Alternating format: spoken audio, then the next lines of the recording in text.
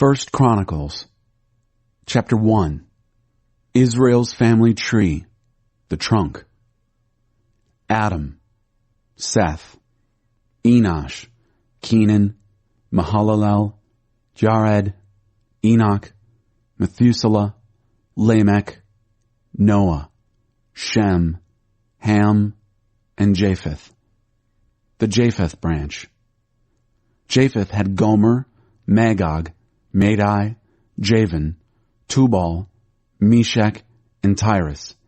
Gomer had Ashkenaz, Riphath, and Togarmah. Javan had Elisha, Tarshish, Kittim, and Rodanim. The Ham branch. Ham had Cush, Mizraim, Put, and Canaan. Cush had Seba, Havilah, Sabta, Raamah, and Sabteka. Raamah had Sheba and Dedan. Cush had Nimrod, the first great hero on earth.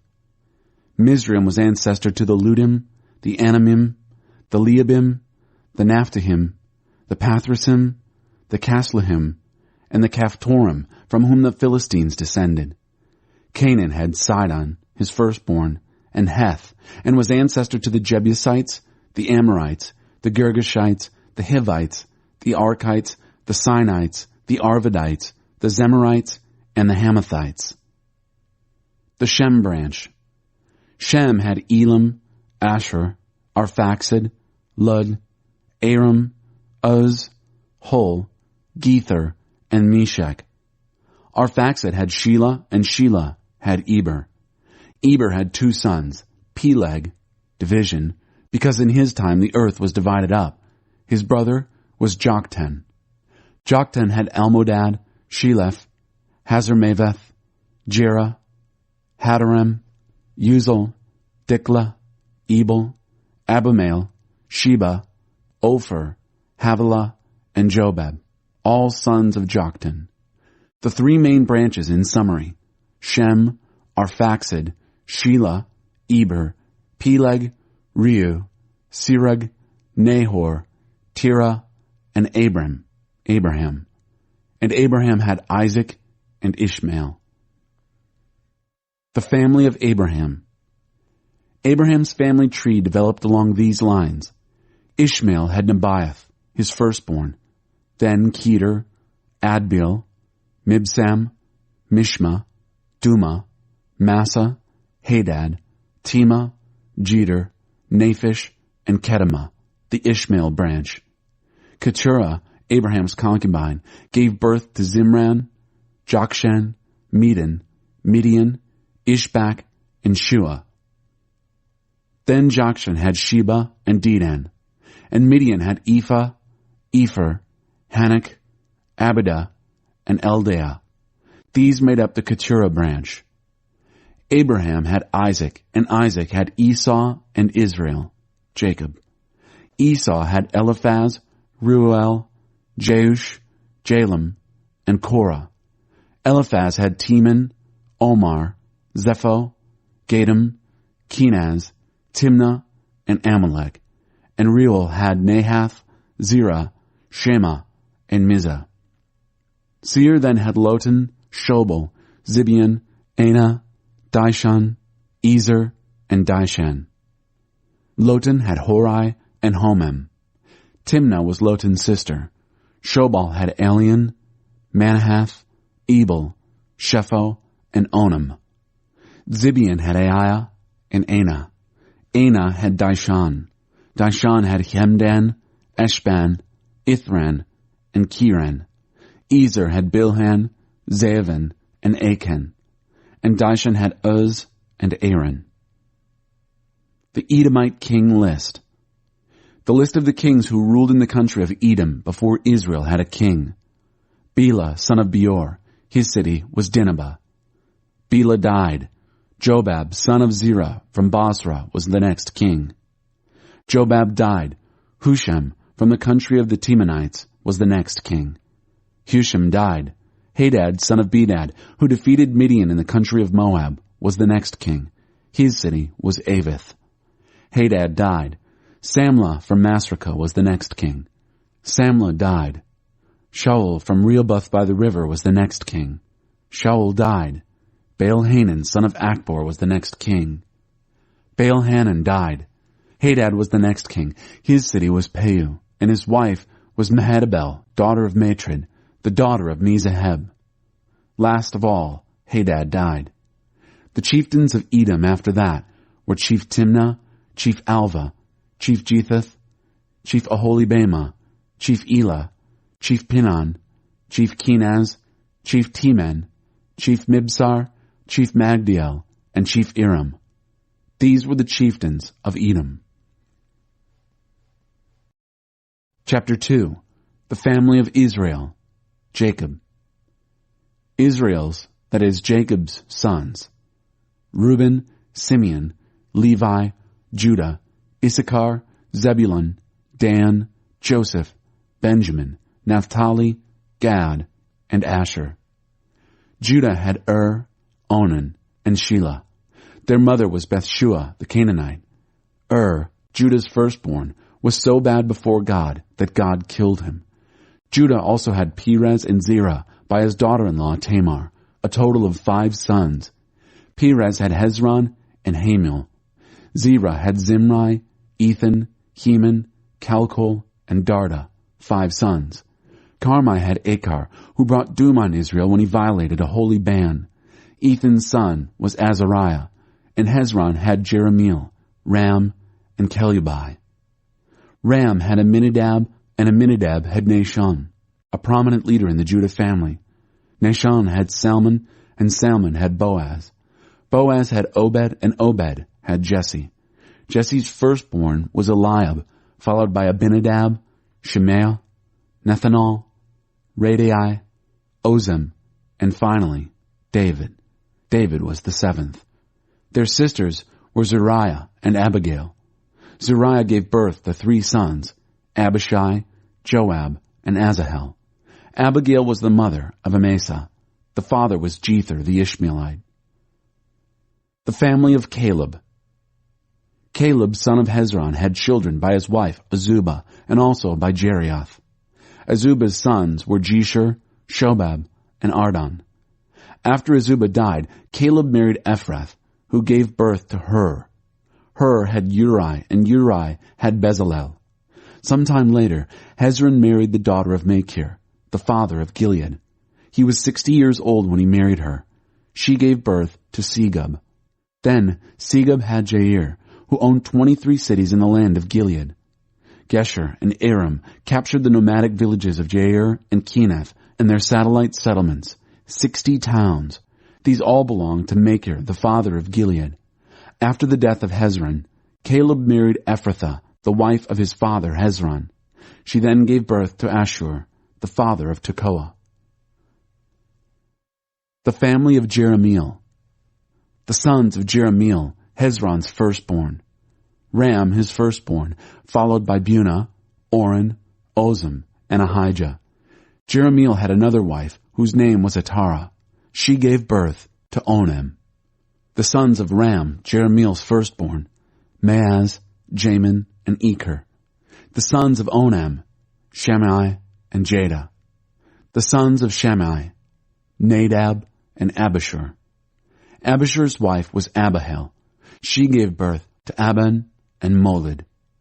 Nadab had Seled and Appaim. Seled died, leaving no sons. Appaim had Ishai. Ishai had Shishan, and Shishan had Alahai. Jada, Shammai's brother, had Jether and Jonathan. Jether died, leaving no sons. Jonathan had Peleth and Zazah. This is the family tree of the sons of Jerahmeel. Shishan had no sons, only daughters, but Shishan had an Egyptian servant, Jarah. Shishan married his daughter to Jarah, and she gave birth to Adai. Adai had Nathan. Nathan had Zabad. Zabad had Ephlel. Ephlel had Obed. Obed had Jehu. Jehu had Azariah. Azariah had Helez. Helez had Eleasa. Eleasa had Sismai. Sismai had Shallum. Shallum had Jechemiah. And Jechemiah had Elishama.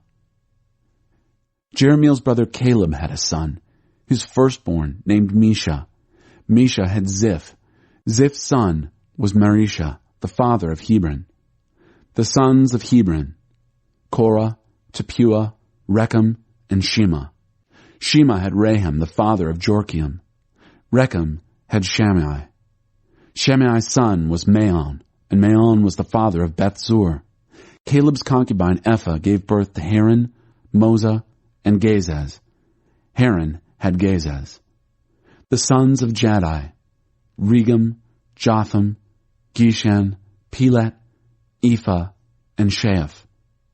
Another concubine of Caleb, Maacah, gave birth to Sheber and Tirhana. She also bore Sheath, the father of Madmenah, and Shiva, the father of Machbenah and Gibeah. Caleb's daughter was Achsah. These made up the Caleb branch of the family tree. The sons of Hur, Ephrathah's firstborn, Shobal, who had Kiriath-jearim, Salma, who had Bethlehem, and Hariph, father of Beth-gader.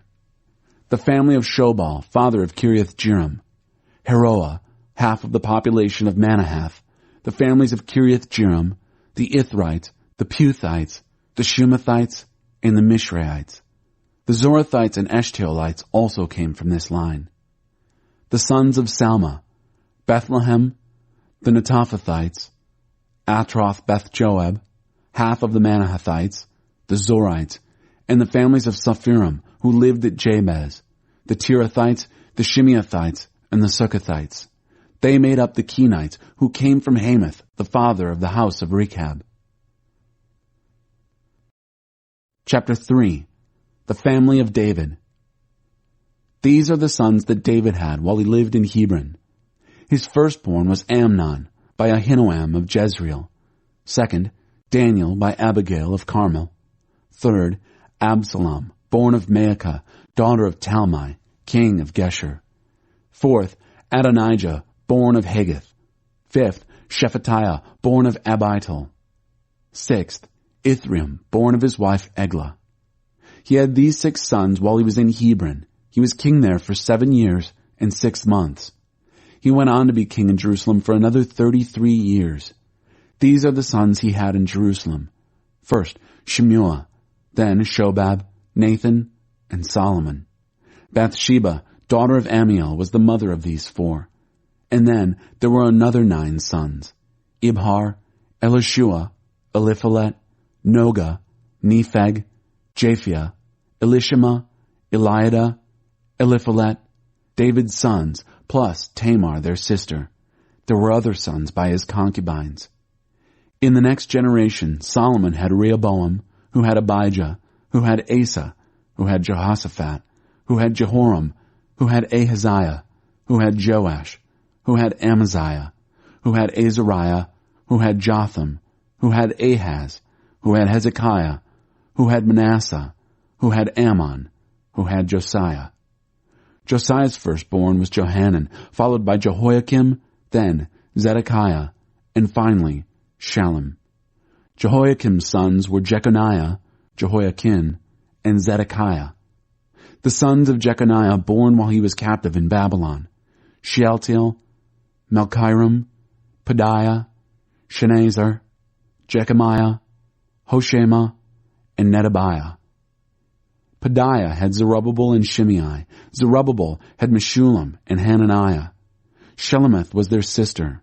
And then 5 more: Heshubah, Ohel, Berechiah, Hasadiah, and Jushab-Hesed.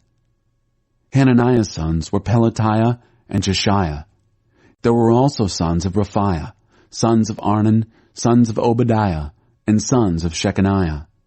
Shechaniah had Shemaiah, who in his turn had Haddish, Igal, Beriah, Neriah, and Shaphat, 6 of them. Neriah had 3 sons: Elionai, Hizkai, and Azrikam. And Elionai had 7 sons: Hodaviah, Eliashib, Peliah, Akub, Johanan, Deliah, and Anani. Chapter 4.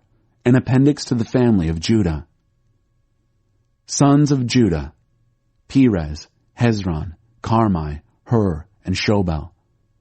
Reiah, Shobal's son, had Jahath, and Jahath had Ahumai and Lahad. These made up the families of the Zorathites. Sons of Etam, Jezreel, Ishma, and Idbash. Their sister was named Hazalelponai. Penuel had Geder, and Ezer had Husha. These were the sons of Hur, firstborn son of Ephrathah, who was the father of Bethlehem. Asher, the father of Tekoa, had 2 wives, Helah and Naarah. Naarah gave birth to Ahuzim, Hepher, Taminai, and Haahashtarai, Naarah's children. Helah's sons were Zerath, Zohar, Ethnan, and Koz, who had Anab, Hazabibah, and the families of Aharlel, son of Haram. Jabez was a better man than his brothers, a man of honor. His mother had named him Jabez, oh, the pain, saying, a painful birth, I bore him in great pain. Jabez prayed to the God of Israel, bless me, oh, bless me, give me land, large tracts of land, and provide your personal protection. Don't let evil hurt me. God gave him what he asked. Caleb, Shua's brother, had Meher. Meher had Eshton. Eshton had Beth-Rapha, Paseah, and Tehinnah, who founded Ir-Nahash, city of smiths. These were known as the men of Rekah. The sons of Kenaz, Othniel and Sariah. The sons of Othniel, Hathath and Meonothai. Meonothai had Ophrah.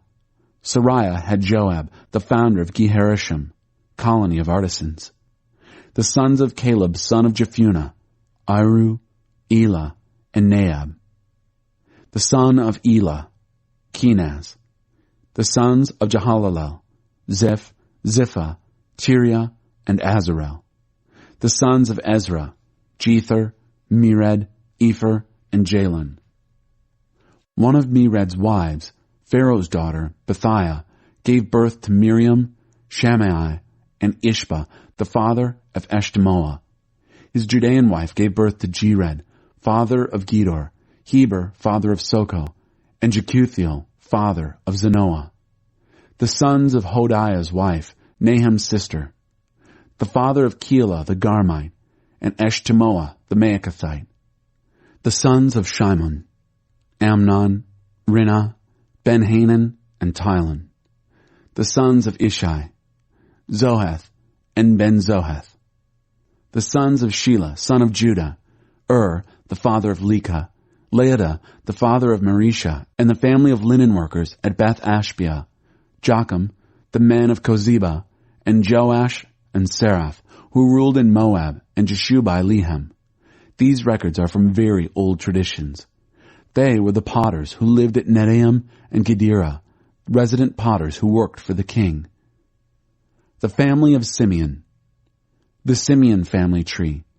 Nemuel, Jamin, Jerib, Zerah, and Shaul.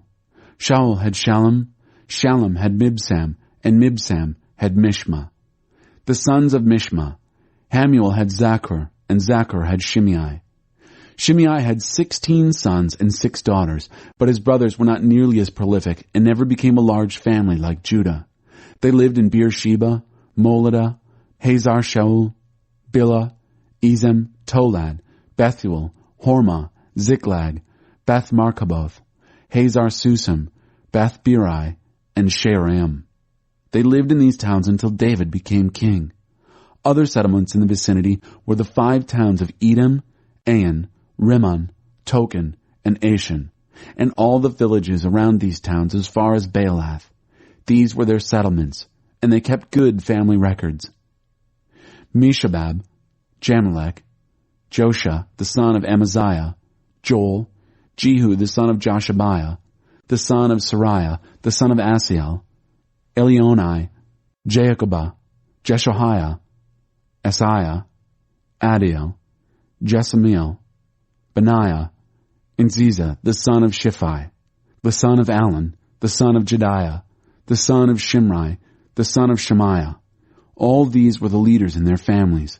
They prospered and increased in numbers, so that they had to go as far as Gerar, to the east of the valley, looking for pasture for their flocks.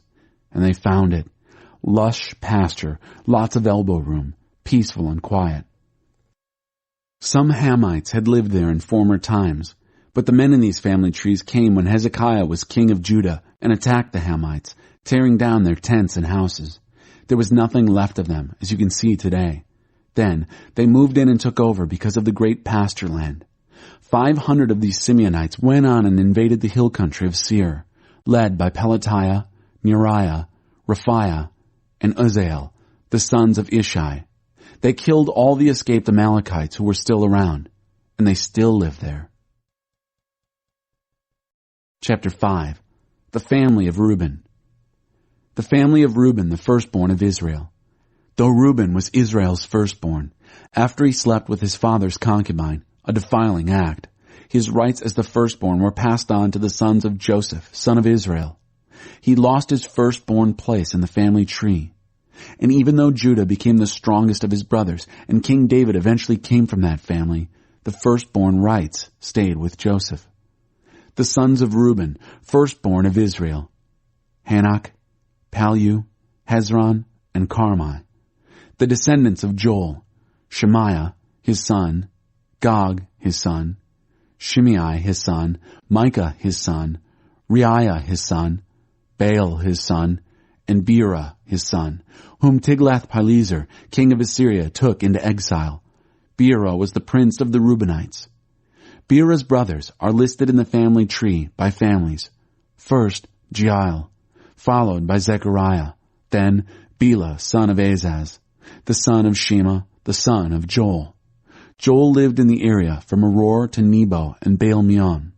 His family occupied the land up to the edge of the desert that goes all the way to the Euphrates River, since their growing herds of livestock spilled out of Gilead. During Saul's reign, they fought and defeated the Hagrites. They then took over their tents and lived in them on the eastern frontier of Gilead. The family of Gad were their neighbors in Bashan, as far as Salakah. Joel was the chief, Shaphan the second in command, and then Janai, the judge in Bashan. Their brothers by families were Michael, Meshullam, Sheba, Jorai, Jachin, Zaiah, and Eber, 7 in all. These were the sons of Abihail, son of Huri, the son of Jeroah, the son of Gilead, the son of Michael, the son of Jeshashai, the son of Jado, the son of Buz. Ahi, son of Abdiel, the son of Guni, was head of their family. The family of Gad lived in Gilead and Bashan, including the outlying villages and extending as far as the pastures of Sharon. They were all written into the official family tree during the reigns of Jotham, king of Judah, and Jeroboam, king of Israel. The families of Reuben, Gad, and the half-tribe of Manasseh had 44,760 men trained for war, physically fit and skilled in handling shield, sword, and bow. They fought against the Hagrites, Jeter, Naphish, and Nodab. God helped them as they fought. God handed the Hagrites and all their allies over to them because they cried out to him during the battle. God answered their prayers because they trusted him. They plundered the Hagrite herds and flocks, 50,000 camels, 250,000 sheep, and 2,000 donkeys. They also captured 100,000 people. Many were killed because the battle was God's. They lived in that country until the exile. The half-tribe of Manasseh had a large population. They occupied the land from Bashan to Baal Hermon, that is, to Sinir, Mount Hermon. The heads of their families were Epher, Ishi, Eliel, Azriel, Jeremiah, Hodaviah, and Jadiel, brave warriors, famous, and heads of their families. But they were not faithful to the God of their ancestors. They took up with the ungodly gods of the peoples of the land whom God had gotten rid of before they arrived. So the God of Israel stirred up the spirit of Pul, king of Assyria, Tiglath-Pileser, king of Assyria, to take the families of Reuben, Gad, and the half-tribe of Manasseh into exile. He deported them to Halah, Habor, Hera, and the river of Gozan. They've been there ever since. Chapter 6. The family of Levi. The sons of Levi were Gershon, Kohath, and Merari. The sons of Kohath were Amram, Izhar, Hebron, and Uzziel. The children of Amram were Aaron, Moses, and Miriam. The sons of Aaron were Nadab, Abihu, Eleazar, and Ithamar. Eleazar had Phinehas, Phinehas had Abishua, Abishua had Buckai, Buckai had Uzai, Uzai had Zerahiah, Zerahiah had Moriath, Moriath had Amariah, Amariah had Ahitub, Ahitub had Zadok, Zadok had Ahimaaz, Ahimaaz had Azariah, Azariah had Johanan, and Johanan had Azariah, who served as priest in the temple Solomon built in Jerusalem. Azariah had Amariah, Amariah had Ahitub, Ahitub had Zadok, Zadok had Shallum, Shallum had Hilkiah, Hilkiah had Azariah, Azariah had Sariah, and Sariah had Jehozadak. Jehozadak went off to exile when God used Nebuchadnezzar to take Judah and Jerusalem into exile. The sons of Levi were Gershon, Kohath, and Merari. These are the names of the sons of Gershon: Libni and Shimei. The sons of Kohath were Amram, Izhar, Hebron, and Uzziel. The sons of Merari were Mahli and Mushi. These are the Levitical clans according to families. The sons of Gershon were Libni his son, Jehath his son, Zimna his son, Joah his son, Iddo his son, Zerah his son, and Jeatherai his son. The sons of Kohath were Aminadab his son, Korah his son, Asir his son, Elkanah his son, Ebiasaph his son, Aser his son, Tahath his son, Uriel his son, Uzziah his son, and Shaul his son. The sons of Elkanah were Amasai and Ahimoth. Elkanah his son, Zophah his son, Nahath his son, Eliab his son, Jeroham his son, and Elkanah his son. The sons of Samuel were Joel his firstborn son, and Abijah his second. The sons of Merari were Mahli, Libni his son, Shimei his son, Uzzah his son, Shimei his son, Haggiah his son, and Azariah his son. David's worship leaders. These are the persons David appointed to lead the singing in the house of God after the chest was placed there. They were the ministers of music in the place of worship, which was the tent of meeting, until Solomon built the temple of God in Jerusalem. As they carried out their work, they followed the instructions given to them. These are the persons, together with their sons, who served by preparing for and directing worship.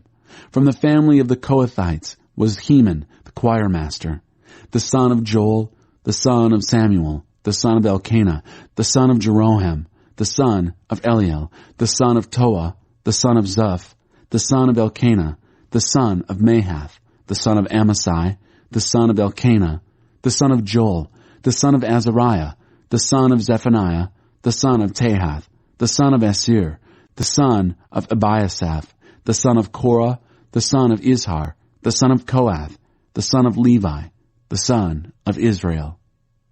Heman's associate Asaph stood at his right hand. Asaph was the son of Berechiah, the son of Shimei, the son of Michael, the son of Baasiah, the son of Melchijah, the son of Ethni, the son of Zerah, the son of Adai, the son of Ethan, the son of Zimmah, the son of Shimei, the son of Jahath, the son of Gershon, the son of Levi. Of the sons of Merari, the associates who stood at his left hand was Ethan, the son of Kishi, the son of Abdi, the son of Maluk, the son of Hashabiah, the son of Amasiah, the son of Hilkiah, the son of Amzai, the son of Bani, the son of Shemer, the son of Mahli, the son of Mushi, the son of Merari, the son of Levi. The rest of the Levites were assigned to all the other work in the place of worship, the house of God. Aaron and his sons offered the sacrifices on the altar of burnt offering and the altar of incense. They were in charge of all the work surrounding the Holy of Holies. They made atonement for Israel following the instructions commanded by Moses, servant of God. These are the sons of Aaron: Eleazar his son, Phinehas his son, Abishua his son, Buckai his son, Uzziah his son, Zariah his son, Moriath his son, Amariah his son, Ahitub his son, Zadok his son, and Ahimaaz his son. The priestly cities. And these are the places where the priestly families were assigned to live. The first assignment went by lot to the sons of Aaron of the Kohathite family. They were given Hebron in the land of Judah and all the neighboring pastures. Caleb, the son of Jephunneh, got the fields and villages around the city. The family of Aaron was also given the cities of refuge, with pastures included: Hebron, Libnah, Jatir, Eshtemoa, Hilan, Deber, Ashan, and Beth-Shemesh. They were also given Geba from the tribe of Benjamin, Elameth, and Anathoth, all with pastures included. In all, 13 cities were distributed among the Kohathite families. The rest of the Kohathites were given another 10 cities, distributed by lot from the half-tribe of Manasseh. The sons of Gershon were given, family by family, 13 cities from the tribes of Issachar, Asher, Naphtali, and Manasseh in Bashan. The sons of Merari, family by family, were assigned by lot 12 cities from the tribes of Reuben, Gad, and Zebulun. The sons of Israel gave the Levites both the cities and their pastures. They also distributed by lot cities from the tribes of Judah, Simeon, and Benjamin. Some of the Kohath families were given their cities from the tribe of Ephraim, cities of refuge: Shechem in the hill country of Ephraim, Gezer, Jokmeam, Beth-horon, Aijalon, and Gath-rimmon, all with their pastures. The rest of the sons of Kohath were given Aner and Bileam with their pastors from the half-tribe of Manasseh. The sons of Gershon were given, family by family, from the half-tribe of Manasseh, Golan and Bashan, and Ashtaroth. From the tribe of Issachar, Kedesh, Dabereth, Ramoth, and Anam. From the tribe of Asher, Mashal, Abdon, Hukok, and Rehob. From the tribe of Naphtali, Kedesh in Galilee, Hammon, and Kiriathaim. The rest of the sons of Merari got Ramono and Tabor from the tribe of Zebulun, Bezer in the desert, Jazah, Kedemoth, and Mephaath from the tribe of Reuben to the east of the Jordan, and Ramoth in Gilead, Mahanaim, Heshbon, and Jazer from the tribe of Gad. Pastors were included in all these towns. Chapter 7. The family of Issachar. The sons of Issachar were Tola, Puah, Jashub, and Shimron, 4 sons. The sons of Tola were Uzai, Rephaiah, Jeriel, Jamiah, Ibsam, and Samuel, the chiefs of their families. During David's reign, the Tola family counted 22,600 warriors in their lineage. The son of Uzai was Izrahiah. The sons of Izrahiah were Michael, Obadiah, Joel, and Ishiah, 5 sons, and all of them chiefs. They counted 36,000 warriors in their lineage because they had more wives and sons than their brothers. The extended families of Issachar accounted for 87,000 warriors, all of them listed in the family tree. The family of Benjamin. Benjamin had 3 sons, Bela, Becher, and Jediel. Bela had 5, Esbon, Uzai, Uzziel, Jeremoth, and Eri, all of them chiefs and warriors. They counted 22,034 names in their family tree. Becher's sons were Zemerah, Joash, Eleazar, Elionai, Omri, Jeremoth, Abijah, Anathoth, and Elameth. Through these chiefs, their family tree listed 20,200 warriors. Jediel's son was Bilhan, and the sons of Bilhan were Jeush, Benjamin, Ehud, Canaanah, Zethan, Tarshish, and Ahishahar, all sons of Jediel and family chiefs. They counted 17,200 combat-ready warriors. Shuppim and Huppim were the sons of Hushim were from the family of Aher. The family of Naphtali. The sons of Naphtali were Jaziel, Guni, Jezer, and Shallum. They are listed under the maternal line of Bilhah, their grandfather's concubine. The family of Manasseh. Manasseh's sons, born of his Aramean concubine, were Asriel and Maker, the father of Gilead. Maker got his wife from the Huppites and Shuppites. Her sister's name was Maacah. Another son, Zelophehad, had only daughters. Maker's wife Maacah bore a son whom she named Peresh. His brother's name was Sheresh, and his sons were Ulam and Racham. Ulam's son was Bedan. This accounts for the sons of Gilead, son of Machir, the son of Manasseh. His sister, Hameleketh, gave birth to Ishtod, Abiezer, and Mela. The sons of Shemida were Ahian, Shechem, Likhi, and Aniam. The family of Ephraim. The sons of Ephraim were Shuthelah, Bered his son, Tahath his son, Eliada his son, Tahath his son, Zabad his son, Shuthelah his son, and Ezer and Eliad, cattle rustlers, killed on one of their raids by the natives of Gath. Their father Ephraim grieved a long time, and his family gathered to give him comfort. Then he slept with his wife again. She conceived and produced a son.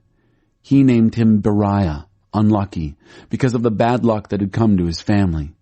His daughter was Shirah. She built Lower and Upper Beth-horon, and Uzan Shirah. Repha was Ephraim's son, and also Resheph. Telah was his son, Tahan his son, Ladan his son, Ammihud his son, Elishama his son, Nun his son, and Joshua his son. They occupied Bethel and the neighboring country from Naaran on the east to Gezer and its villages on the west, along with Shechem and its villages, and extending as far as Ai and its villages. Stretched along the borders of Manasseh were Beth-shan, Taanach, Megiddo, and Dor, together with their satellite villages. The families descended from Joseph, son of Israel, lived in all these places. The family of Asher. The sons of Asher were Imnah, Ishva, Ishvi, and Beriah. Serah was their sister. The sons of Beriah were Heber and Malchiel, who had Berzaeth. Heber had Japhlet, Shomer, Hotham, and Shua their sister. Japhlet had Pesach, Bimhal, and Ashvath. His brother Shomer had Roga, Huba, and Aram. His brother Helam had Zophah, Imnah, Shelash, and Amal.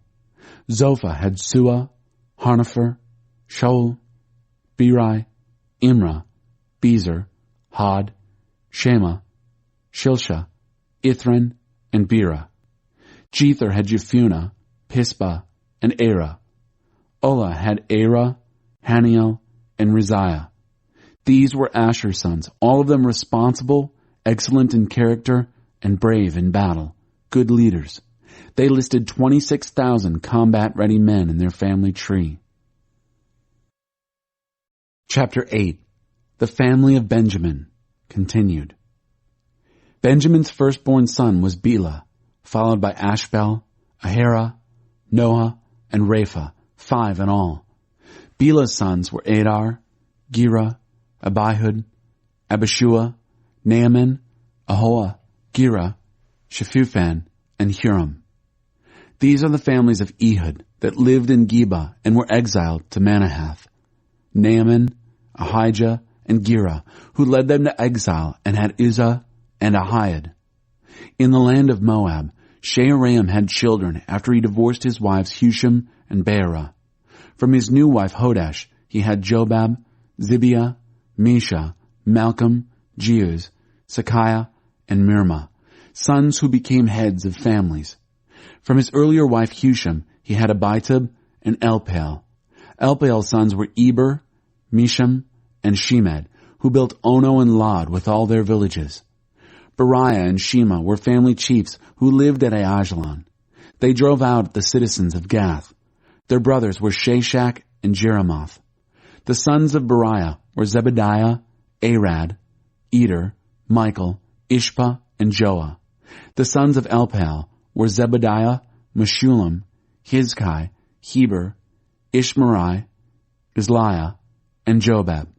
The sons of Shimei were Jachim, Zichri, Zabdi, Eliani, Zilithai, Eliel, Adiah, Beriah, and Shimrath. The sons of Shashak were Ishpan, Eber, Eliel, Abdon, Zichri, Hanan, Hananiah, Elam, Anthothijah, Iphdai, and Penuel. The sons of Jeroam were Shamsherai, Shahariah, Athaliah, Jehoshaphat, Elijah, and Zichri. These were the chiefs of the families as listed in their family tree. They lived in Jerusalem. Jael, the father of Gibeon, lived in Gibeon. His wife's name was Maacah. Abdon was his firstborn son, followed by Zur, Kish, Baal, Nadab, Gedor, Ahio, Zecher, and Mikloth. Mikloth had Shimei. They lived in the neighborhood of their extended families in Jerusalem. Ner had Kish. Kish had Saul, and Saul had Jonathan, Malchishua, Abinadab, and Eshbaal. Jonathan had Merib-Baal, and Merib-Baal had Micah. Micah's sons were Pithon, Melech, Teriah, and Ahaz. Ahaz had Jehoiada, and Jehoiada had Elameth, Asmaaveth, and Zimri. Zimri had Moza, and Moza had Benaiah. Rapha was his son, Eleasah his son, and Azel his son. Azel had 6 sons named Azrikam, Bokeru, Ishmael, Shariah, Obadiah, and Hanan. His brother Eshek's sons were Ulam, his firstborn, followed by Jeush and Eliphalet. Ulam's sons were warriors well known as archers. They had lots of sons and grandsons, at least 150. These were all in Benjamin's family tree. Chapter 9. This is the complete family tree for all Israel, recorded in the royal annals of the kings of Israel and Judah at the time they were exiled to Babylon because of their unbelieving and disobedient lives. The back from exile community in Jerusalem. The first Israelites to return from exile to their homes and cities were the priests, the Levites, and the temple support staff. Returning to Jerusalem from the families of Judah, Benjamin, Ephraim, and Manasseh were the following: Uthai, son of Ammihud, the son of Omri, the son of Imri, the son of Bani, from the line of Perez, son of Judah. From the Shilonites were Asaiah, the firstborn, and his sons. From the family of Zerah there was Jeuel. There were 690 in the Judah group. From the family of Benjamin were Sallu, son of Meshullam, the son of Hodaviah, the son of Hasenuah, and Ibniah, son of Jeroham, and Elah, son of Uzai, the son of Mikri, and Meshullam, son of Shephatiah, the son of Ruel, the son of Ibnijah. There were 956 in the Benjamin group. All these named were heads of families. From the company of priests there were Jediah, Jehoiarib, Jachin, Azariah, son of Hilkiah, the son of Meshullam, the son of Zadok, the son of Moriath, the son of Ahitub, who was in charge of taking care of the house of God. Adiah, son of Jeroham, the son of Pashur, the son of Malchijah.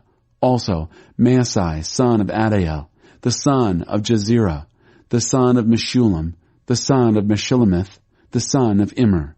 The priests, all of them head of families, numbered 1,760, skilled and seasoned servants in the work of worshiping God.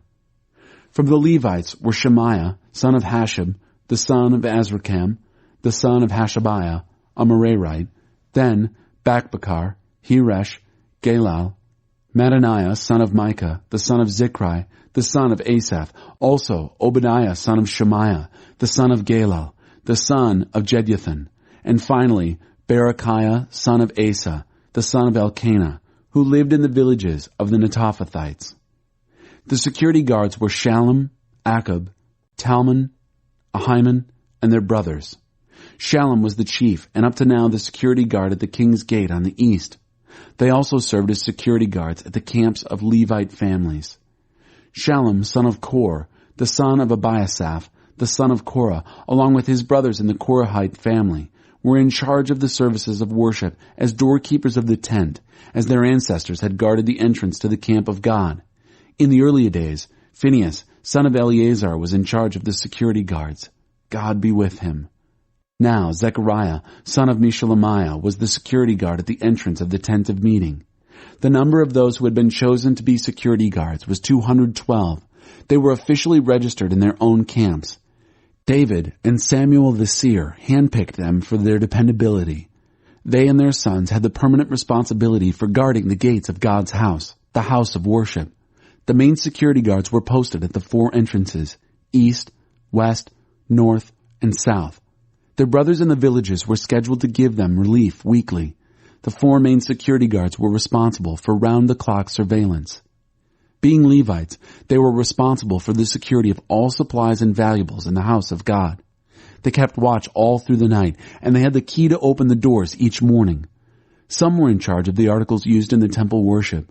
They counted them both when they brought them in and when they took them out. Others were in charge of supplies in the sanctuary: flour, wine, oil, incense, and spices. And some of the priests were assigned to mixing the oils for the perfume. The Levite Mattithiah, the firstborn son of Shallum the Korahite, was responsible for baking the bread for the services of worship. Some of the brothers, sons of the Kohathites, were assigned to preparing the bread set out on the table each Sabbath. And then there were the musicians, all heads of Levite families. They had permanent living quarters in the temple. Because they were on 24-hour duty, they were exempt from all other duties. These were the heads of Levite families as designated in their family tree. They lived in Jerusalem. The family of Saul. Jael, the father of Gibeon, lived at Gibeon. His wife was Maacah. His firstborn son was Abdon, followed by Zur, Kish, Baal, Ner, Nadab, Gedor, Ahio, Zechariah, and Mikloth. Mikloth had Shimeam. They lived in the same neighborhood as their relatives in Jerusalem. Ner had Kish, Kish had Saul, Saul had Jonathan, Malchishua, Abinadab, and Eshbaal. Meribaal was the son of Jonathan, and Meribaal had Micah. Micah's sons were Pithon, Melech, and Teriah. Ahaz had Jerah, Jerah had Alemeth, Asmaveth, and Zimri. Zimri had Moza, Moza had Benaiah. Raphiah was his son. Eleasah was his son, and Azel was his son. Azel had 6 sons: Azrikam, Bokeru, Ishmael, Shariah, Obadiah, and Hanan, the sons of Azel. Chapter 10. The Philistines went to war against Israel. The Israelites ran for their lives from the Philistines, but fell, slaughtered on Mount Gilboa. The Philistines zeroed in on Saul and his sons and killed his sons Jonathan, Abinadab, and Malchishua. The battle went hard against Saul. The archers found him and wounded him. Saul said to his armor-bearer, "Draw your sword and finish me off before these pagan pigs get to me and make a sport of my body." But his armor-bearer, restrained by both reverence and fear, wouldn't do it. So Saul took his own sword and killed himself. The armor-bearer panicked because Saul was dead, then killed himself. So Saul and his 3 sons, all 4 the same day, died. When all the Israelites in the valley saw that the army had fled and that Saul and his sons were dead, they abandoned their cities and ran off. The Philistines came and moved in. The next day the Philistines came to plunder the dead bodies and found Saul and his sons dead on Mount Gilboa. They stripped Saul, removed his head and his armor, and put them on exhibit throughout Philistia, reporting the victory news to their idols and the people. Then they put Saul's armor on display in the temple of their gods, and placed his skull as a trophy in the temple of their god Dagon. The people of Jabesh Gilead heard what the Philistines had done to Saul. All of their fighting men went into action, retrieved the bodies of Saul and his sons, and brought them to Jabesh, gave them a dignified burial under the oak at Jabesh, and mourned their deaths for 7 days. Saul died in disobedient to God. He didn't obey God's words. Instead of praying, he went to a witch to seek guidance. Because he didn't go to God for help, God took his life and turned the kingdom over to David, son of Jesse. Chapter 11. King David. Then all Israel assembled before David at Hebron. "Look at us," they said. "We're your very flesh and blood. In the past, yes, even while Saul was king, you were the real leader of Israel. God told you, 'You will shepherd my people Israel. You are to be the ruler of my people Israel.' When all the elders of Israel came to the king at Hebron, David made a covenant with them in the presence of God at Hebron. Then they anointed David king over Israel, exactly as God had commanded through Samuel. David and all Israel went to Jerusalem. It was the old Jebus, where the Jebusites lived. The citizens of Jebus told David, 'No trespassing. You can't come here. David came on anyway and captured the fortress of Zion, the city of David. David had said, the first person to kill a Jebusite will be commander-in-chief. Joab, son of Zeruiah, was the first, and he became the chief. David took up residence in the fortress city. That's how it got its name, City of David. David fortified the city all the way around, both the outer bulwarks, the Millo, and the outside wall. Joab rebuilt the city gates. David's stride became longer, his embrace larger. Yes, God of the angel armies was with him. David's mighty men. These are the chiefs of David's mighty men, the ones who linked arms with him as he took up his kingship, with all Israel joining him, helping him become king in just the way God had spoken regarding Israel. The list of David's mighty men. Jashobeam, son of Hachmoni, was chief of the 30. Single-handedly, he killed 300 men, killed them all in one skirmish. Next was Eleazar, son of Dodai, the Ahohite, one of the big 3 of the mighty men. He was with David at Pas-dammim, where the Philistines had mustered their troops for battle. It was an area where there was a field of barley. The army started to flee from the Philistines and then took its stand right in that field and turned the tide. They slaughtered the Philistines, God helping them. A huge victory. The big 3 from the 30 made a rocky descent to David at the cave of Adullam, while a company of Philistines was camped in the valley of Rephaim. David was holed up in the cave while the Philistines were prepared for battle at Bethlehem. David had a sudden craving. What I wouldn't give for a drink of water from the well in Bethlehem, the one at the gate. The 3 penetrated the Philistine camp, drew water from the well at the Bethlehem gate, shouldered it, and brought it to David. And then David wouldn't drink it. He poured it out as a sacred offering to God, saying, I'd rather be damned by God than drink this. It would be like drinking the lifeblood of these men. They risked their lives to bring it. So he refused to drink it. These are the kinds of things that the big 3 of the mighty men did. Abishai, brother of Joab, was the chief of the 30. Single-handedly, he fought 300 men and killed the lot. But he never made it into the circle of the 3. He was highly honored by the 30. He was their chief.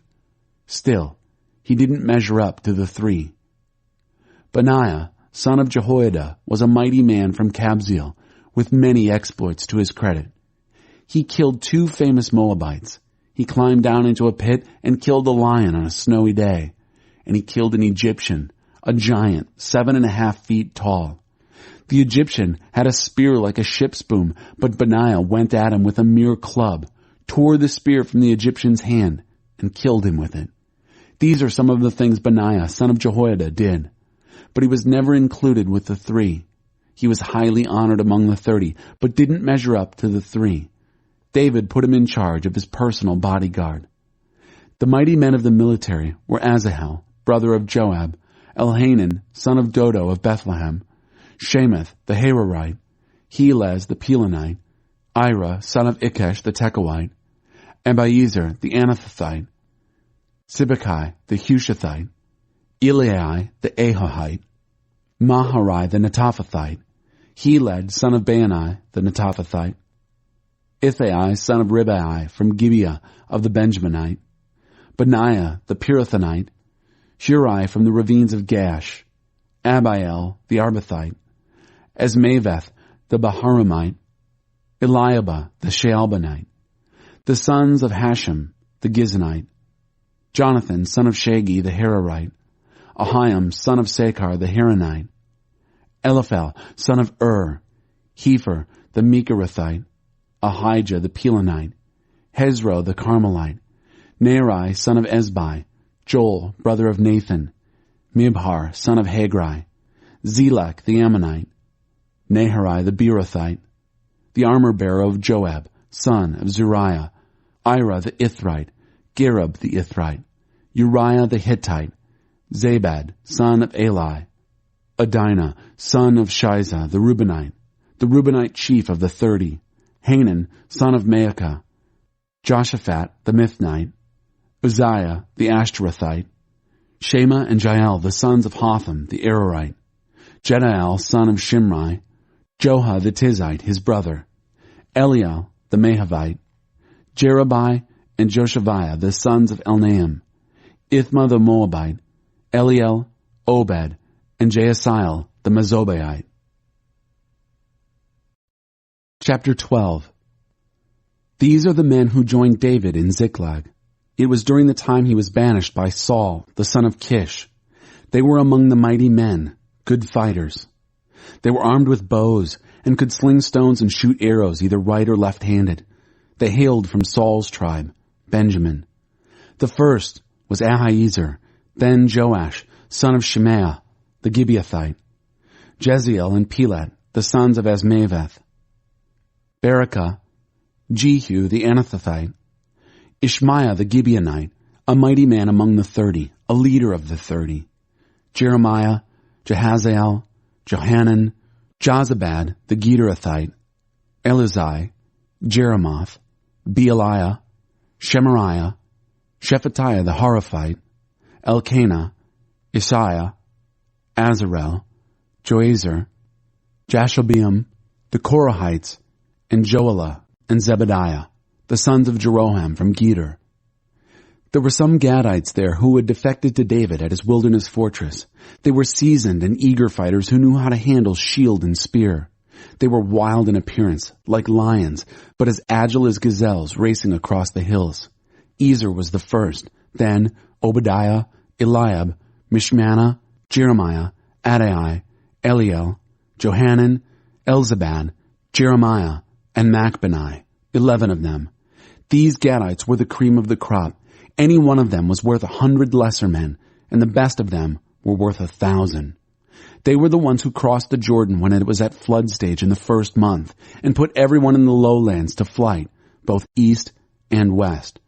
There were also men from the tribes of Benjamin and Judah who joined David in his wilderness fortress. When David went out to meet them, this is what he said: "If you have come in peace and to help me, you are most welcome to join this company. But if you have come to betray me to my enemies, innocent as I am, the God of our ancestors will see through you and bring judgment on you." Just then, Amasai, chief of the 30, moved by God's Spirit, said, "We're on your side, O David. We're committed, O son of Jesse. All is well. Yes, all is well with you, and all is well with whoever helps you. Yes, for your God has helped and does help you." So David took them on and assigned them a place under the chiefs of the raiders. Some from the tribe of Manasseh also defected to David when he started out with the Philistines to go to war against Saul. In the end, they didn't actually fight because the Philistine leaders, after talking it over, sent them home, saying, "We can't trust them with our lives. They'll betray us to their master, Saul." The men from Manasseh who defected to David at Ziklag were Adnah, Jozabad, Jediel, Michael, Jozabad, Elihu, and Zilithai, all leaders among the families of Manasseh.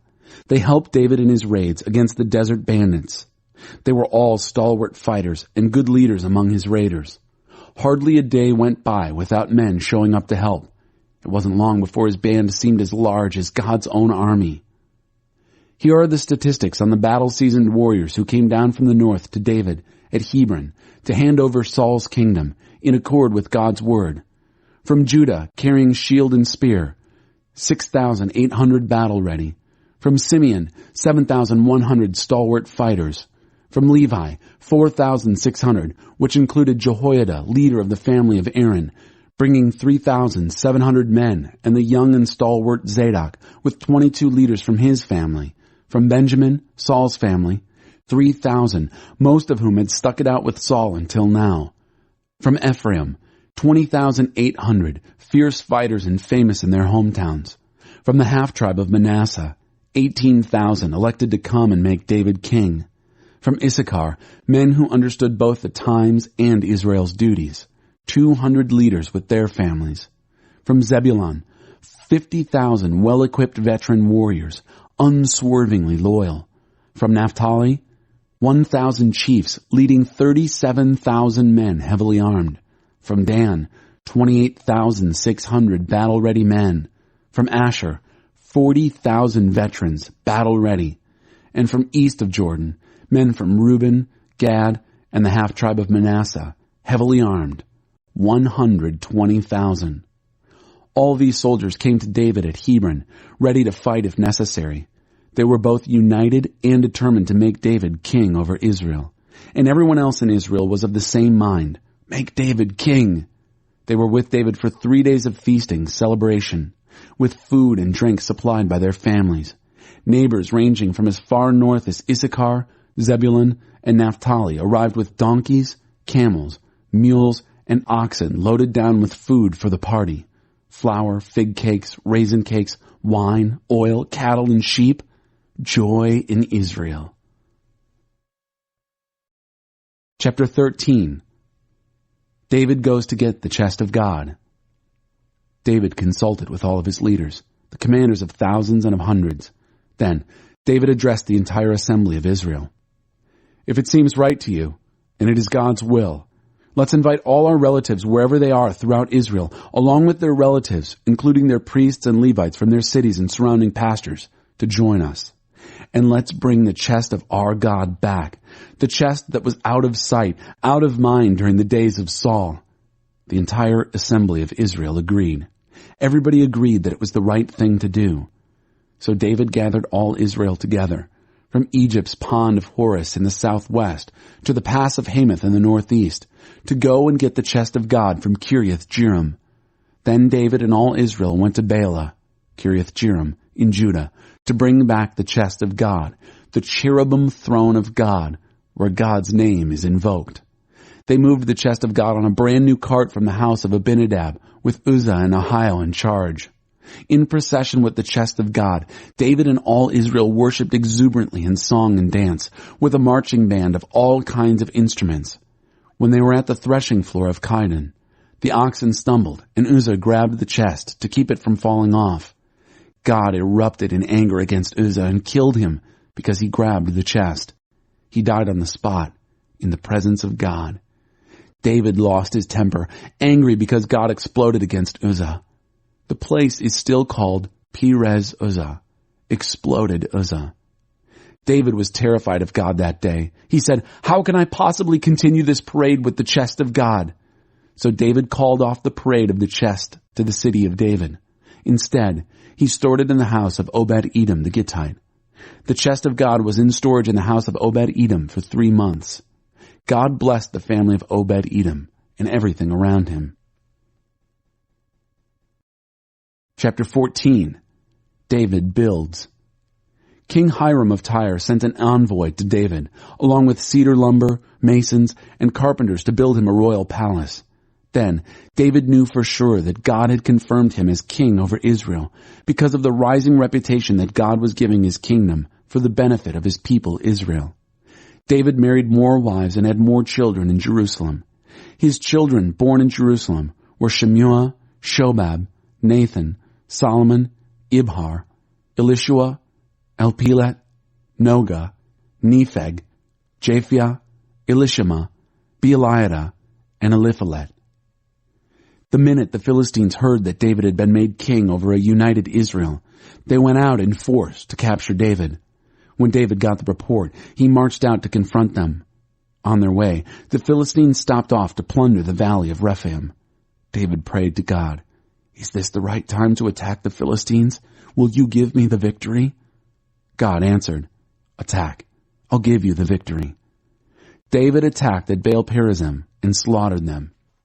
David said, "God exploded my enemies as water explodes from a burst pipe." That's how the place got its name, Baal-perazim, Baal explosion. The Philistines left their gods behind, and David ordered that they be burned up. And then the Philistines were back at it again, plundering in the valley. David again prayed to God. God answered, "This time, don't attack head on. Circle around and come at them out of the balsam grove. When you hear a sound like shuffling feet in the tops of the balsams, attack. God will be 2 steps ahead of you, slaughtering the Philistines." David did exactly as God commanded, slaughtering Philistines all the way from Gibeon to Gezer. David was soon famous all over the place, far and near, and God put the fear of God into the godless nations. Chapter 15. David worships. After David built houses for himself in the city of David, he cleared a place for the chest and pitched a tent for it. Then David gave orders. No one carries the chest of God except the Levites. God designated them, and them only, to carry the chest of God and be available full-time for service in the work of worship. David then called everyone in Israel to assemble in Jerusalem to bring up the chest of God to its specially prepared place. David also called in the family of Aaron and the Levites. From the family of Kohath, Uriel the head with 120 relatives. From the family of Merari, Isaiah the head with 220 relatives. From the family of Gershon, Joel the head with 130 relatives. From the family of Elisaphan, Shemaiah the head with 200 relatives. From the family of Hebron, Eliel the head with 80 relatives. From the family of Azael, Aminadab the head with 112 relatives. Then David called in Zadok and Abiathar the priests, and Uriel, Asaiah, Joel, Shemaiah, Eliel, and Aminadab the Levites. He said, "You are responsible for the Levitical families. Now consecrate yourselves, both you and your relatives, and bring up the chest of the God of Israel to the place I have set aside for it. The first time we did this, you Levites did not carry it properly, and God exploded in anger at us because we didn't make proper preparation and follow instructions. So the priests and Levites consecrated themselves to bring up the chest of the God of Israel. The Levites carried the chest of God exactly as Moses, instructed by God, commanded, carried it with poles on their shoulders, careful not to touch it with their hands. David ordered the heads of the Levites to assign their relatives to sing in the choir, accompanied by a well-equipped marching band, and fill the air with joyful sound. The Levites assigned Heman, son of Joel, and from his family, Asaph, son of Berechiah, then Ethan, son of Cushiah, from the family of Merari, and after them in the second rank their brothers, Zechariah, Jaaziel, Shemiramoth, Jehiel, Unai, Eliab, Benaiah, Maaseiah, Mattathiah, Eliphalahu, Micaniah, Obed-Edom, and Jael as security guards. The members of the choir and marching band were Heman, Asaph, and Ethan with bronze cymbals, Zechariah, Azael, Shemiramoth, Jehiel, Unai, Eliab, Maaseiah, and Benaiah with lyres carrying the melody, Mattathiah, Eliphalahu, Micaniah, Obed-Edom, Jael, and Azaziah with harps filling in the harmony. Kenaniah, the Levite in charge of music, a very gifted musician, was music director. Berechiah and Elkanah were porters for the chest. The priests Shebaniah, Joshaphat, Nethanel, Amasai, Zechariah, Benaiah, and Eleazar blew the trumpets before the chest of God. Obed-Edom and Jehiah were also porters for the chest. Now they were ready. David, the elders of Israel, and the commanders of thousands started out to get the chest of the covenant of God and bring it up from the house of Obed-Edom. And they went rejoicing, because God helped the Levites, strengthening them as they carried the chest of the covenant of God. They paused to worship by sacrificing 7 bulls and 7 rams. They were all dressed in elegant linen. David, the Levites carrying the chest, the choir and band, and Kenaniah who was directing the music. David also wore a linen prayer shawl, called an ephod. On they came, all Israel on parade, bringing up the chest of the covenant of God, shouting and cheering, playing every kind of brass and percussion and string instrument.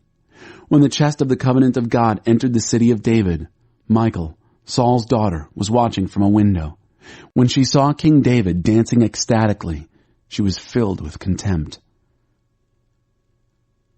Chapter 16. They brought the chest of God and placed it right in the center of the tent that David had pitched for it. Then they worshipped by presenting burnt offerings and peace offerings to God. When David had completed the offerings of worship, he blessed the people in the name of God. Then he passed around to everyone there, men and women alike, a loaf of bread, a slice of barbecue, and a raisin cake. Then David assigned some of the Levites to the chest of God to lead worship, to intercede, give thanks, and praise the God of Israel. Asaph was in charge. Under him were Zechariah, Jael, Shemiramoth, Jehiel, Mattathiah, Eliab, Benaiah, Obed-Edom, and Jehiel, who played the musical instruments.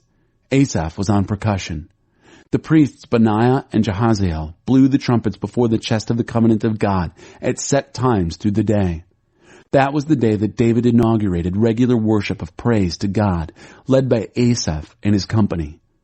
Thank God. Call out his name. Tell the whole world who he is and what he's done. Sing to him. Play songs for him. Broadcast all his wonders. Revel in his holy name. God seekers, be jubilant. Study God and his strength. Seek his presence day and night. Remember all the wonders he performed, the miracles and judgments that came out of his mouth. Seed of Israel, his servant. Children of Jacob, his first choice. He is God, our God. Wherever you go, you come on his judgments and decisions. He keeps his commitments across thousands of generations, the covenant he commanded, the same one he made with Abraham, the very one he swore to Isaac. He posted it in big block letters to Jacob, this eternal covenant with Israel. I give you the land of Canaan. This is your inheritance, even though you're not much to look at, a few straggling strangers. They wandered from country to country, camped out in one kingdom after another. But he didn't let anyone push them around. He stood up for them against bully kings. Don't you dare touch my anointed ones. Don't lay a hand on my prophets. Sing to God, everyone and everything. Get out his salvation news every day. Publish his glory among the godless nations, his wonders to all races and religions. And why? Because God is great, well worth praising. No god or goddess comes close in honor. All the popular gods are stuff and nonsense. But God made the cosmos.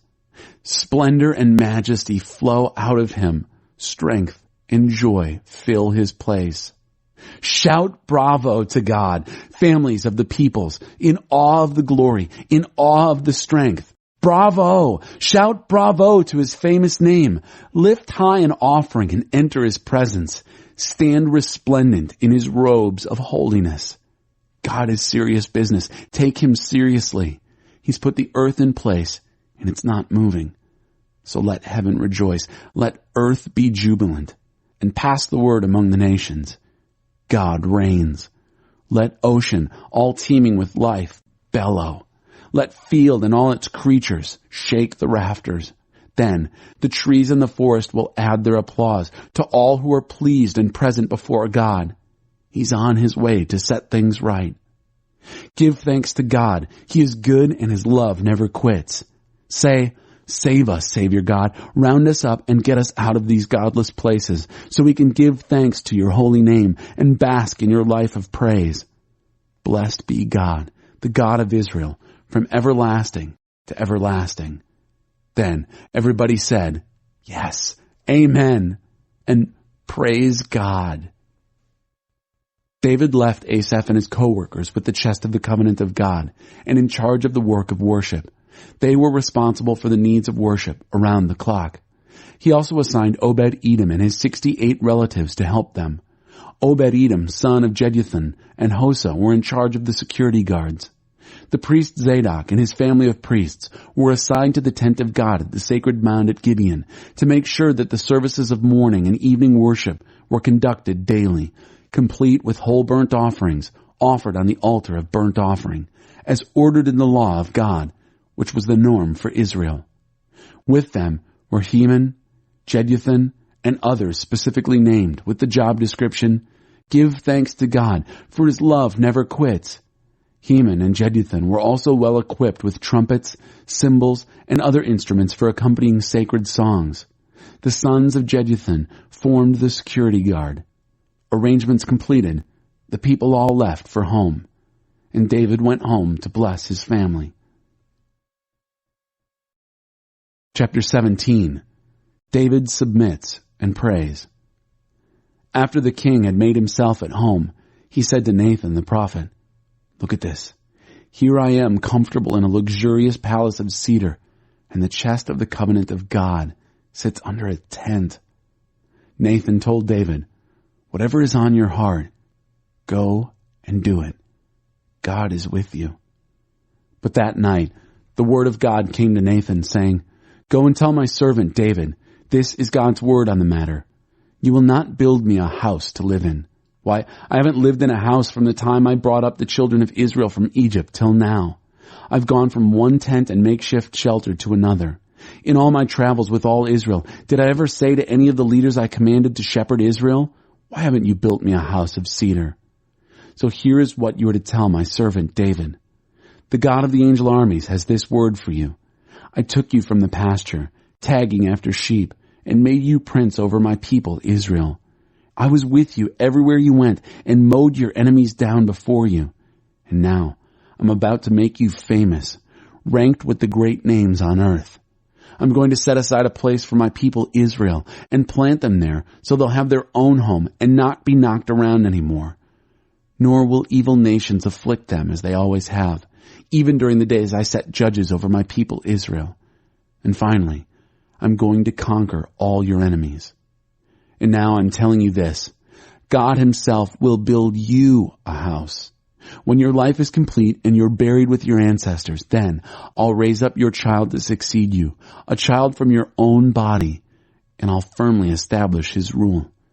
He will build a house to honor me, and I will guarantee his kingdom's rule forever. I'll be a father to him, and he'll be a son to me. I will never remove my gracious love from him as I did from the one who preceded you. I will set him over my house and my kingdom forever. His throne will always be there, rock solid." Nathan gave David a complete and accurate report of everything he heard and saw in the vision. King David went in, took his place before God, and prayed. "Who am I, my master God, and what is my family, that you have brought me to this place in life? But that's nothing compared to what's coming. For you've also spoken of my family far into the future, given me a glimpse into tomorrow, and looked on me, Master God, as a somebody. What's left for David to say to this, to your honoring your servant, even though you know me, just as I am? Oh God, out of the goodness of your heart, you've taken your servant to do this great thing and put your great work on display. There's none like you, God, no God but you. Nothing to compare with what we've heard with our own ears.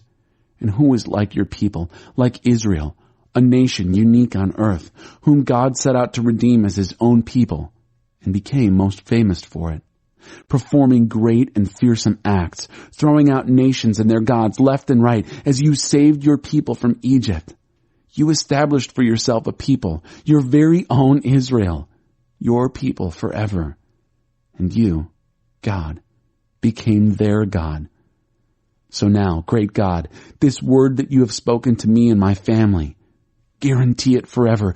Do exactly what you've promised. Then your reputation will be confirmed and flourish always as people exclaim, the God of the angel armies, the God over Israel, is Israel's God. And the house of your servant David will remain rock solid under your watchful presence. You, my God, have told me plainly, I will build you a house. That's how I was able to find the courage to pray this prayer to you. God, being the God you are, you have spoken all these wonderful words to me. As if that weren't enough, you've blessed my family so that it will continue in your presence always. Because you have blessed it, God, it's really blessed. Blessed for good. Chapter 18. David fights. In the days that followed, David struck hard at the Philistines, bringing them to their knees, captured Gath, and took control of the surrounding countryside. He also fought and defeated Moab. The Moabites came under David's rule and paid regular tribute. On his way to restore his sovereignty at the Euphrates River, David defeated Hadadezer, king of Zobah, over toward Hamath. David captured 1,000 chariots, 7,000 cavalry, and 20,000 infantry from him. He hamstrung all the chariot horses, but saved back 100. When the Arameans from Damascus came to the aid of Hadadezer, king of Zobah, David killed 22,000 of them. David set up a puppet government in Aram Damascus. The Arameans became subjects of David and were forced to bring tribute. God gave victory to David wherever he marched. David plundered the gold shields that belonged to the servants of Hadadezer and brought them to Jerusalem. He also looted Tebah and Kun, cities of Hadadezer, of a huge quantity of bronze that Solomon later used to make the great bronze sea, the pillars, and bronze equipment in the temple. Tou, king of Hamath, heard that David had struck down the entire army of Hadadezer, king of Zobah. He sent his son, Hadoram, to King David to greet and congratulate him for fighting and defeating Hadadezer. Tou and Hadadezer were old enemies. Hadoram brought David various things made of silver, gold, and bronze. King David consecrated these things along with the silver and gold that he had plundered from other nations, Edom, Moab, the Ammonites, the Philistines, and Amalek. Abishai, son of Zeruiah, fought and defeated the Edomites in the valley of Salt, 18,000 of them. He set up a puppet government in Edom, and the Edomites became subjects under David. God gave David victory wherever he marched. Thus, David ruled over all of Israel. He ruled well, fair and even-handed in all his duties and relationships. Joab, son of Zeruiah, was head of the army. Jehoshaphat, son of Ahilud, was in charge of public records. Zadok, son of Ahitub, and Abimelech, son of Abiathar, were priests. Shavsha was secretary. Benaiah, son of Jehoiada, was over the special forces, the Kerethites and Pelethites. And David's sons held high positions, close to the king. Chapter 19. Sometime after this, Nahash, king of the Ammonites, died, and his son succeeded him as king. David said, "I'd like to show some kindness to Hanun, son of Nahash, treat him as well and as kindly as his father treated me." So David sent condolences about his father's death. But when David's servants arrived in Ammonite country and came to Hanun to bring condolences, the Ammonite leaders warned Hanun, "Do you for a minute suppose that David is honoring your father by sending you comforters? Don't you know that he sent these men to snoop around the city and size it up so he can capture it?" So Hanun seized David's men, shaved them clean, cut off their robes halfway up their buttocks, and sent them packing. When this was all reported to David, he sent someone to meet them, for they were seriously humiliated. The king told them, "Stay in Jericho until your beards grow out. Only then come back." When it dawned on the Ammonites that as far as David was concerned, they stank to high heaven, they hired, at a cost of 1,000 talents of silver, 37.5 tons, chariots and horsemen from the Arameans of Naharaim, Maacah, and Zobah, 32,000 chariots and drivers, plus the king of Maacah with his troops who came and set up camp at Medeba. The Ammonites, too, were mobilized from their cities and got ready for battle. When David heard this, he dispatched Joab with his strongest fighters in full force. The Ammonites marched out and spread out in battle formation at the city gate. The kings who had come as allies took up a position in the open fields. When Joab saw that he had two fronts to fight, before and behind, he took his pick of the best of Israel and deployed them to confront the Arameans. The rest of the army he put under the command of Abishai, his brother, and deployed them to deal with the Ammonites.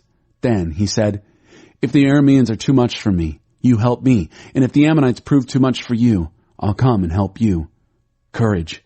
We'll fight might and main for our people and for the cities of our God, and God will do whatever he sees needs doing." But when Joab and his soldiers moved in to fight the Arameans, they ran off in full retreat. Then the Ammonites, seeing the Arameans run for dear life, took to their heels and ran from Abishai into the city. So Joab withdrew from the Ammonites and returned to Jerusalem. When the Arameans saw how badly they'd been beaten by Israel, they picked up the pieces and regrouped. They sent for the Arameans who were across the river. Shophak, commander of Hadadezer's army, led them. When all this was reported to David, he mustered all Israel, crossed the Jordan, advanced, and prepared to fight. The Arameans went into battle formation, ready for David, and the fight was on. But the Arameans again scattered before Israel. David killed 7,000 chariot drivers and 40,000 infantry. He also killed Shophak, the army commander. When all the kings who were vassals of Hadadezer saw that they had been routed by Israel, they made peace with David and served him. The Arameans were afraid to help the Ammonites ever again. Chapter 20. That spring, the time when kings usually go off to war, Joab led the army out and ravaged the Ammonites. He then set siege to Rabbah. David, meanwhile, was back in Jerusalem. Joab hit Rabbah hard and left it in ruins.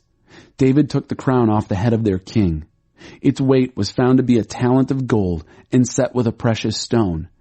It was placed on David's head. He hauled great quantities of loot from the city and put the people to hard labor with saws and picks and axes. This is what he did to all the Ammonites. Then David and his army returned to Jerusalem. Later, war broke out with the Philistines at Gezer. That was the time Sibbecai the Hushathite killed Sippai of the clan of giants. The Philistines had to eat crow. In another war with the Philistines, Elhanan, son of Jair, killed Lamai, the brother of Goliath the Gittite, whose spear was like a ship's boom. And then there was the war at Gath that featured a hulking giant who had 24 fingers and toes, 6 on each hand and foot, yet another from the clan of giants. When he mocked Israel, Jonathan, son of Shimeah, David's brother, killed him. These came from the clan of giants and were killed by David and his men. Chapter 21. David, Satan, and Araunah. Now Satan entered the scene and seduced David into taking a census of Israel. David gave orders to Joab and the army officers under him. Canvass all the tribes of Israel, from Dan to Beersheba, and get a count of the population. I want to know the number. Joab resisted. May God multiply his people by hundreds. Don't they all belong to my master the king? But why on earth would you do a thing like this? Why risk getting Israel into trouble with God? But David wouldn't take no for an answer. So Joab went off and did it, canvassed the country, and then came back to Jerusalem and reported the results of the census. There were 1,100,000 fighting men. Of that total, Judah accounted for 470,000. Joab, disgusted by the command, it in fact turned his stomach, protested by leaving Levi and Benjamin out of the census taking. And God, offended by the whole thing, punished Israel. Then David prayed, I have sinned badly in what I have just done, substituting statistics for trust. Forgive my sin. I've been really stupid. God answered by speaking to Gad, David's pastor. Go and give David this message. God's word, you have your choice of 3 punishments. Choose one, and I'll do the rest. Gad delivered the message to David. Do you want 3 years of famine, 3 months of running from your enemies while they chase you down, or 3 days of the sword of God, an epidemic unleashed on the country by an angel of God? Think it over and make up your mind. What shall I tell the one who sent me? David told Gad, they're all terrible, but I'd rather be punished by God, whose mercy is great, than fall into human hands. So God unleashed an epidemic in Israel. 70,000 Israelites died. God then sent the angel to Jerusalem, but when he saw the destruction about to begin, he compassionately changed his mind and ordered the death angel, enough's enough, pull back. The angel of God had just reached the threshing floor of Araunah the Jebusite. David looked up and saw the angel hovering between earth and sky, sword drawn and about to strike Jerusalem. David and the elders bowed in prayer and covered themselves with rough burlap. David prayed, please, I'm the one who sinned. I'm the one at fault. But these sheep, what did they do wrong? Punish me, not them, me and my family. Don't take it out on them. The angel of God ordered Gad to tell David to go and build an altar to God on the threshing floor of Araunah the Jebusite. David did what Gad told him in obedience to God's command. Meanwhile, Araunah had quit threshing the wheat and was watching the angel. His 4 sons took cover and hid. David came up to Araunah. When Araunah saw David, he left the threshing floor and bowed deeply before David, honoring the king. David said to Araunah, give me the site of the threshing floor so I can build an altar to God. Charge me the market price. We're going to put an end to this disaster. Oh, master, my king, said Araunah, just take it. Do whatever you want with it. Look, here's an ox for the burnt offering and threshing paddles for the fuel and wheat for the meal offering. It's all yours. David replied to Araunah, no, I'm buying it from you, and at the full market price. I'm not going to offer God sacrifices that are no sacrifice. So David bought the place from Araunah for 600 shekels of gold. He built an altar to God there and sacrificed whole burnt offerings and peace offerings. He called out to God, and God answered by striking the altar of whole burnt offering with lightning. Then God told the angel to put his sword back into its scabbard. And that's the story of what happened when David saw that God answered him on the threshing floor of Araunah, the Jebusite, at the time he offered the sacrifice. At this time, the tabernacle that Moses had constructed in the desert, and with it the altar of burnt offering, were set up at the worship center at Gibeon. But David, terrified by the angel's sword, wouldn't go there to pray to God anymore. So David declared, "From now on, this is the site for the worship of God. This is the place for Israel's altar of burnt offering." Chapter 22. David charges Solomon to build the temple. David ordered all the resident aliens in the land to come together. He sent them to the stone quarries to cut dressed stone to build the temple of God. He also stockpiled a huge quantity of iron for nails and bracings for the doors of the gates, more bronze than could be weighed, and cedar logs past counting. The Sidonians and Tyrians shipped in huge loads of cedar logs for David. David was thinking, "My son Solomon is too young to plan ahead for this. But the sanctuary that is to be built for God has to be the greatest, the talk of all the nations. So I'll get the construction materials together." That's why David prepared this huge stockpile of building materials before he died. Then he called in Solomon his son and commanded him to build a sanctuary for the God of Israel. David said to Solomon, "I wanted in the worst way to build a sanctuary to honor my God. But God prevented me, saying, 'You've killed too many people, fought too many wars. You are not the one to honor me by building a sanctuary. You've been responsible for too much killing, too much bloodshed. But you are going to have a son, and he will be a quiet and peaceful man, and I will calm his enemies down on all sides. His very name will speak peace. That is, Solomon, which means peace.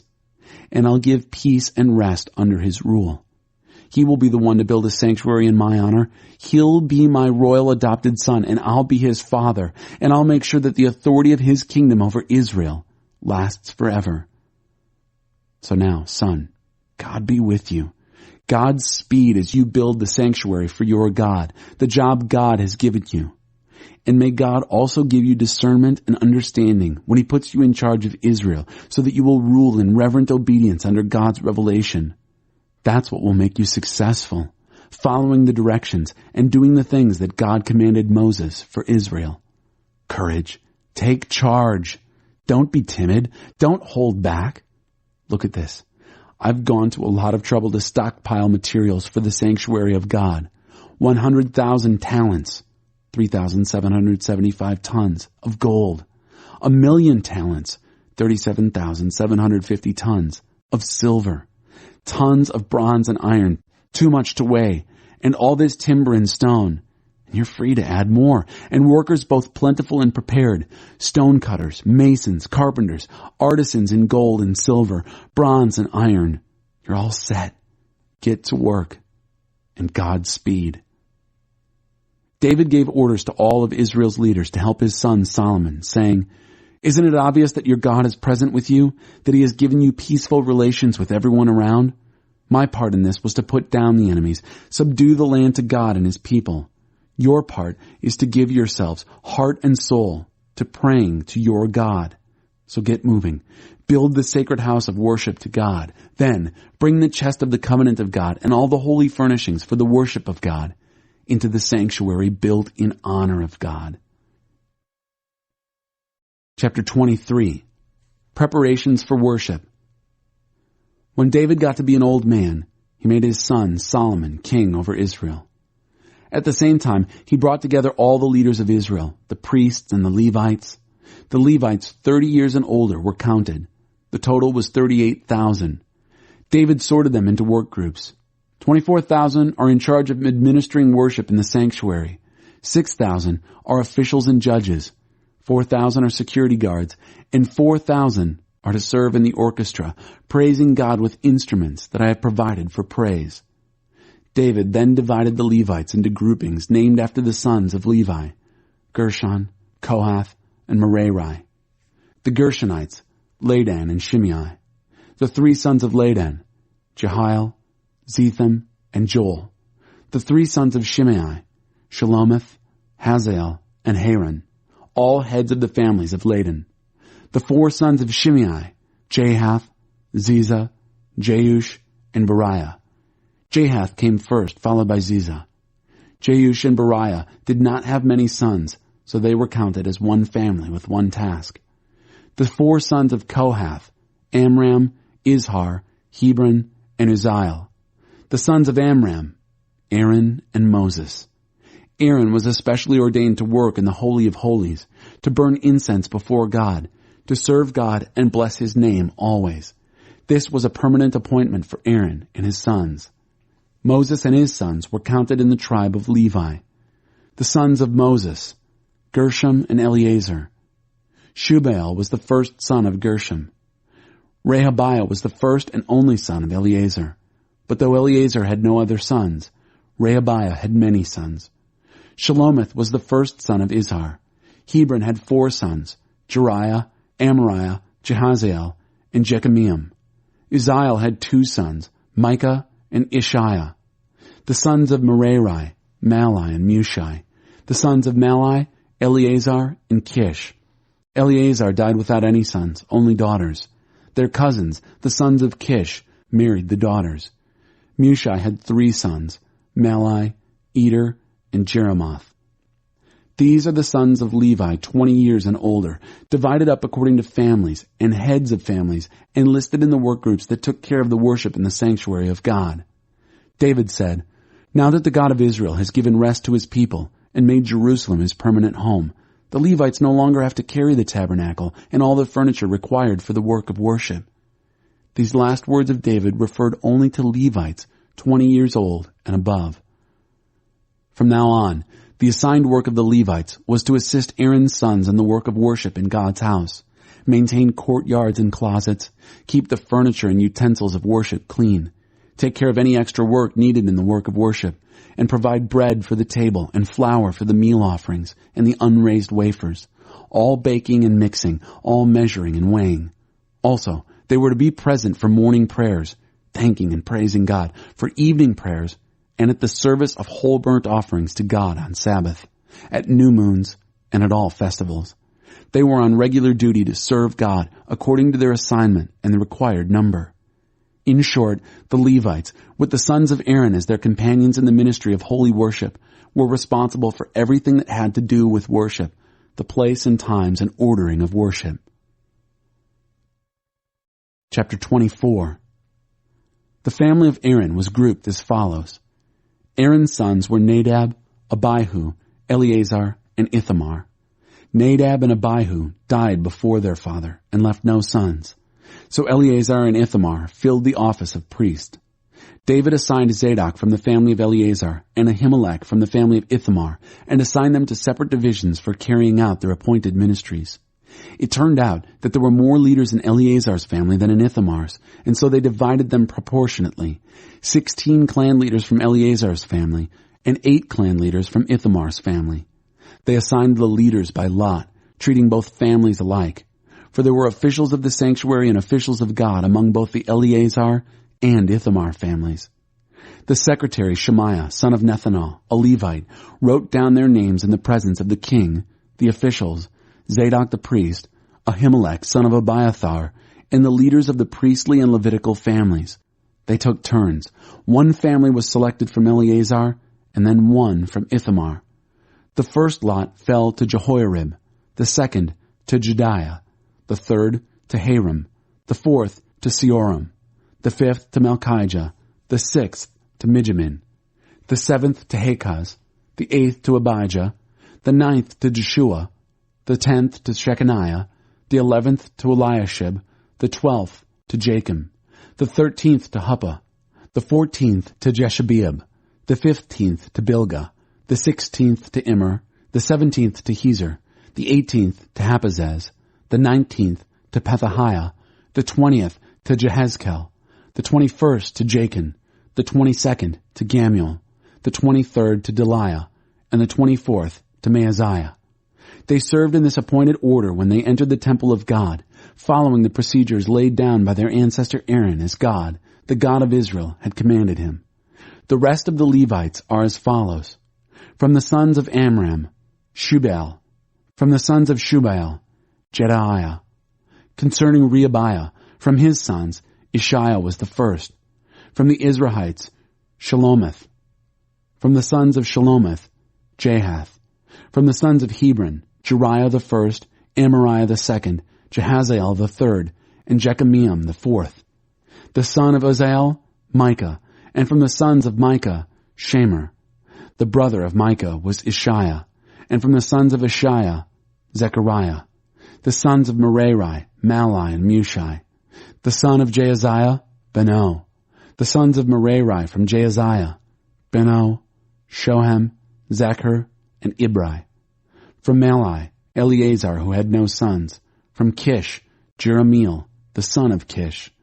And from the sons of Mushi, Malai, Eder, and Jeremoth. These were the Levites by their families. They also cast lots, the same as their kindred, the sons of Aaron, had done, in the presence of David the king, Zadok, Ahimelech, and the leaders of the priestly and Levitical families. The families of the oldest and youngest brothers were treated the same. Chapter 25. The Musicians for Worship. Next, David and the worship leaders selected some from the family of Asaph, Heman, and Jeduthun for special service in preaching and music. Here is the roster of names and assignments.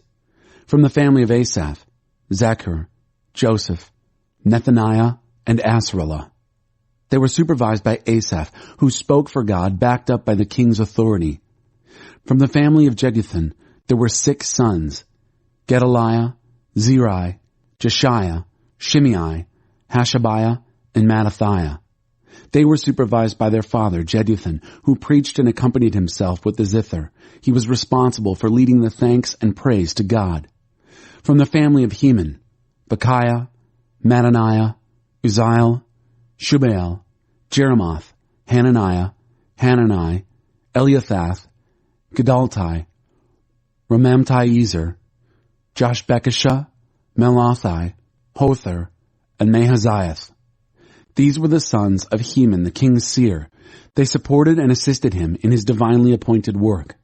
God gave Heman 14 sons and 3 daughters.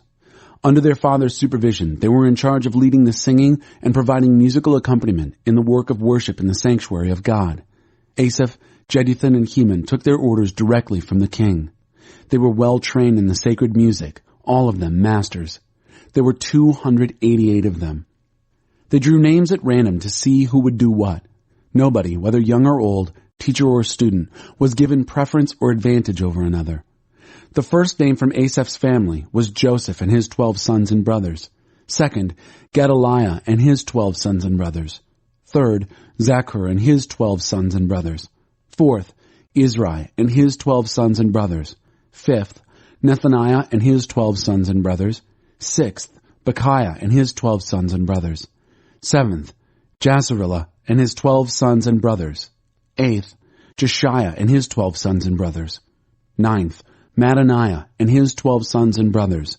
10th, Shimei and his 12 sons and brothers. 11th, Azarel and his 12 sons and brothers.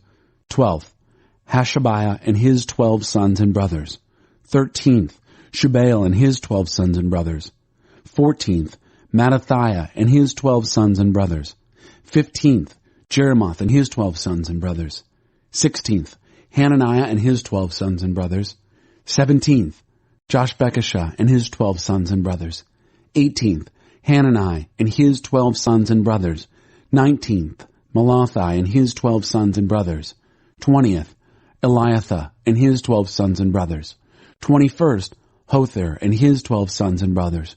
22nd, Gedaltai and his 12 sons and brothers. 23rd, Mahazioth and his 12 sons and brothers. 24th, Ramamti-Ezer and his 12 sons and brothers. Chapter 26. The Security Guards.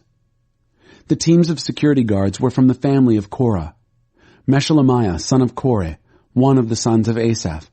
Meshelemiah's sons were Zechariah the firstborn, followed by Jediael, Zebediah, Jathniel, Elam, Jehohanan, and Eliahoenai, 7 sons. Obed-Edom's sons were Shemaiah, the firstborn, followed by Jehozabad, Joah, Sakar, Nethanel, Amiel, Issachar, and Peolathai. God blessed him with 8 sons. His son Shemaiah had sons who provided outstanding leadership in the family: Othni, Rephael, Obed, and Elzabad.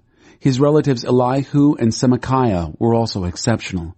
These all came from the line of Obed-Edom, all of them outstanding and strong. There were 62 of them. Meshelemiah had 18 sons and relatives who were outstanding. The sons of Hosa the Merarite were Shimri. He was not the firstborn, but his father made him first. Then Hilkiah, followed by Tabaliah and Zechariah. Hosa accounted for 13. These teams of security guards, supervised by their leaders, kept order in the temple of God, keeping up the traditions of their ancestors. They were all assigned to their posts by the same method regardless of the prominence of their families. Each picked his gate assignment from a hat. Shelemiah was assigned to the east gate. His son Zechariah, a shrewd counselor, got the north gate. Obed-Edom got the south gate, and his sons pulled duty at the storehouse. Shuppim and Hosa were posted to the west gate and the Shalaketh gate on the high road. The guards stood shoulder to shoulder, 6 Levites per day on the east, 4 per day on the north and on the south, and 2 at a time at the storehouse. At the open court to the west, 4 guards were posted on the road and 2 at the court. These are the teams of security guards from the sons of Korah and Merari. Financial affairs, accountants and bookkeepers. Other Levites were put in charge of the financial affairs of the temple of God. From the family of Ladan, all Gershonites, came Jehieli and the sons of Jehieli, Zetham and his brother Joel. They supervised the finances of the sanctuary of God. From the Amramites, the Izharites, the Hebronites, and the Uzalites, Shebael, descended from Gershom, the son of Moses, was the chief financial officer. His relatives through Eleazar, his son Rehabiah, his son Jeshiah, his son Joram, his son Zichri, and his son Shelomith. Shelomith and his relatives were in charge of valuables consecrated by David the king, family heads, and various generals and commanders from the army. They dedicated the plunder that they had gotten in war to the work of the worship of God. In addition, everything that had been dedicated by Samuel the seer, Saul son of Kish, Abner son of Ner, and Joab son of Zeruiah, anything that had been dedicated ever was the responsibility of Shelomith and his family. From the family of the Izharites, Kenaniah and sons were appointed as officials and judges responsible for affairs outside the work of worship and sanctuary. From the family of the Hebronites, Hashabiah and his relatives, 1,700 well-qualified men, were responsible for administration of matters related to the worship of God and the king's work in the territory west of the Jordan. According to the family tree of the Hebronites, Jeriah held pride of place. In the 40th year of David's reign, his last, the Hebron family tree was researched and outstanding men were found at Jazer in Gilead, namely Jeriah and 2,700 men of his extended family. David the king made them responsible for administration of matters related to the worship of God and the work of the king in the territory east of the Jordan, the Reubenites, the Gadites, and the half-tribe of Manasseh. Chapter 27. Military Organization. Here is the listing of the sons of Israel by family heads, commanders and captains, and other officers who served the king in everything military.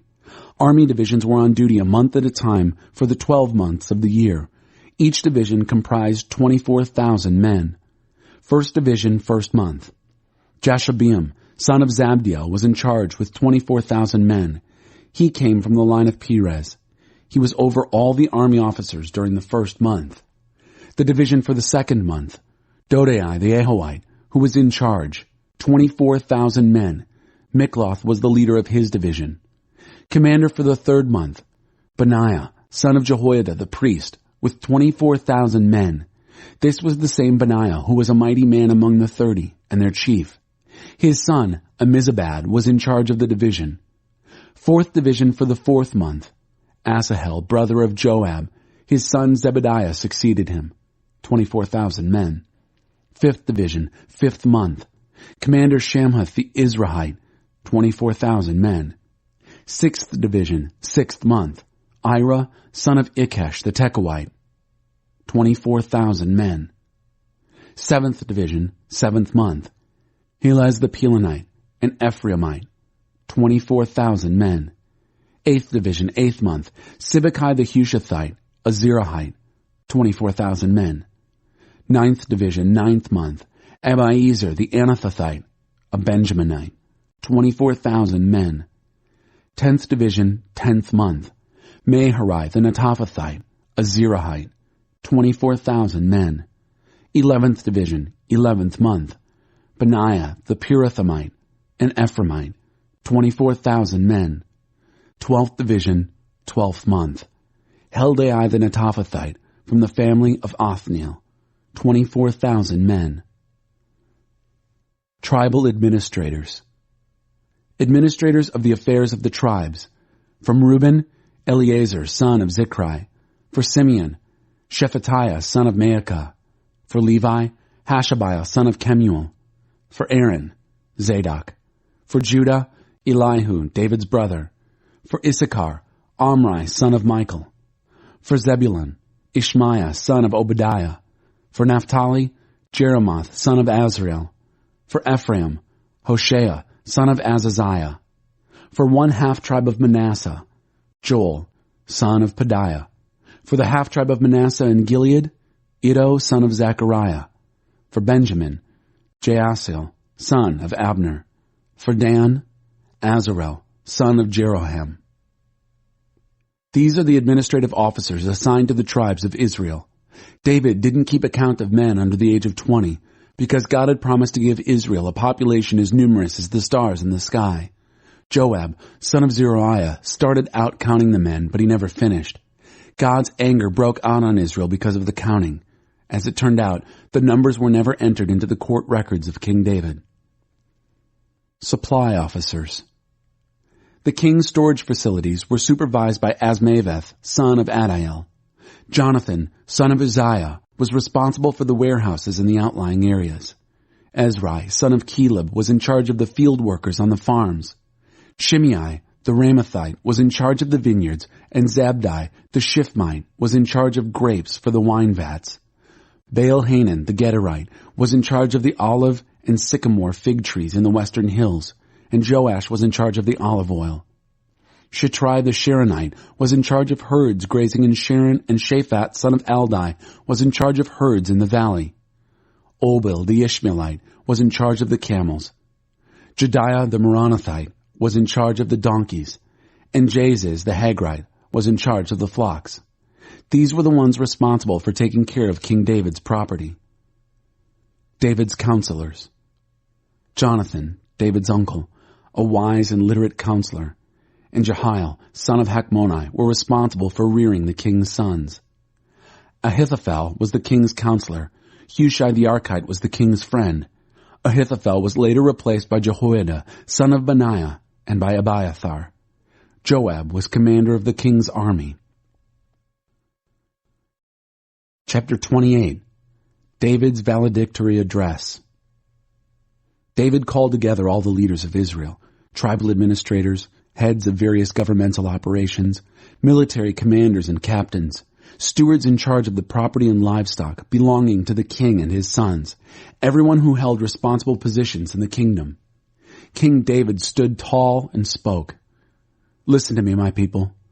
I fully intended to build a permanent structure for the chest of the covenant of God, God's footstool. But when I got ready to build it, God said to me, 'You may not build a house to honor me. You've done too much fighting, killed too many people.' God chose me out of my family to be king over Israel forever.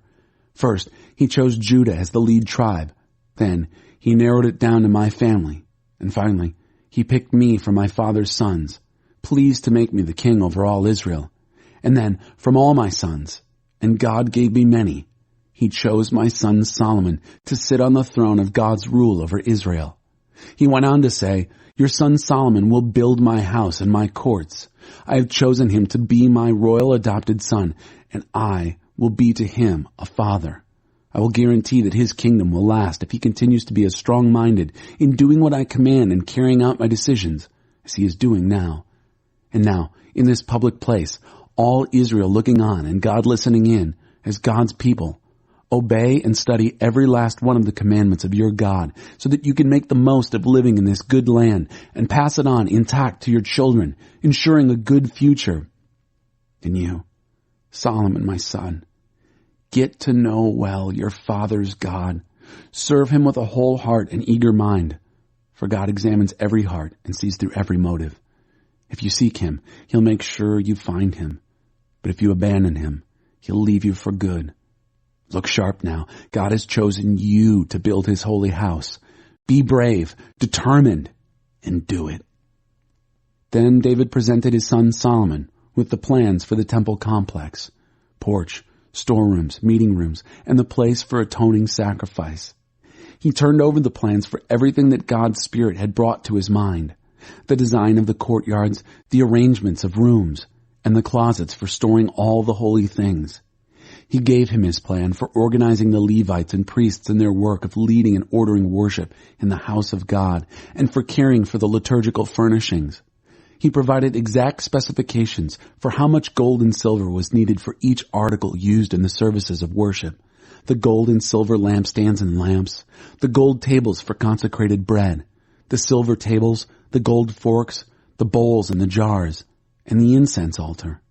And he gave him the plan for sculpting the cherubs with their wings outstretched over the chest of the covenant of God, the cherubim throne.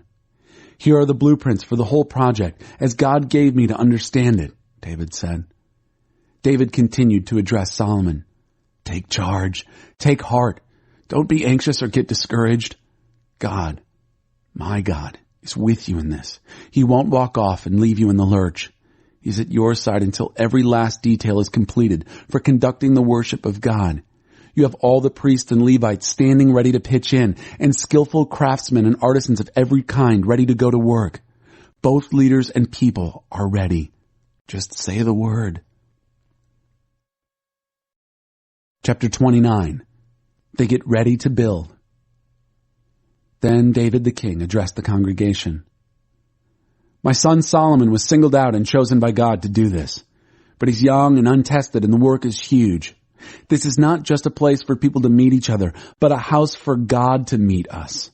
I've done my best to get everything together for building this house for my God, all the materials necessary, gold, silver, bronze, iron, lumber, precious and varicolored stones, and building stones, vast stockpiles.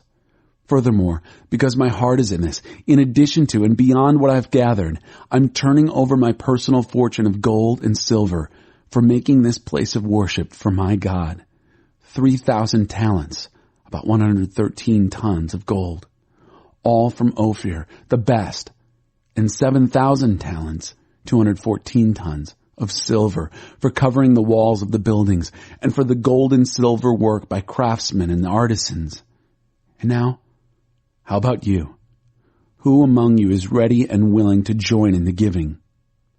Ready and willing, the heads of families, leaders of the tribes of Israel, commanders and captains in the army, stewards of the king's affairs, stepped forward and gave willingly.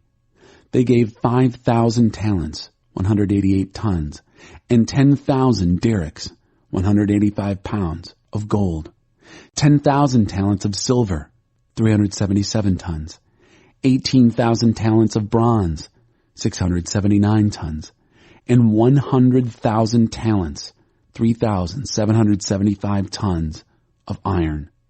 Anyone who had precious jewels put them in the treasury for the building of the temple of God in the custody of Jehiel the Gershonite. And the people were full of a sense of celebration, all that giving, and all given willingly, freely. King David was exuberant. David blessed God in full view of the entire congregation. Blessed are you, God of Israel, our Father from of old and forever. To you, O God, belong the greatness and the might, the glory, the victory, the majesty, the splendor. Yes, everything in heaven, everything on earth, the kingdom, all yours. You've raised yourself high over all. Riches and glory come from you. You're ruler over all. You hold strength and power in the palm of your hand to build up and strengthen all.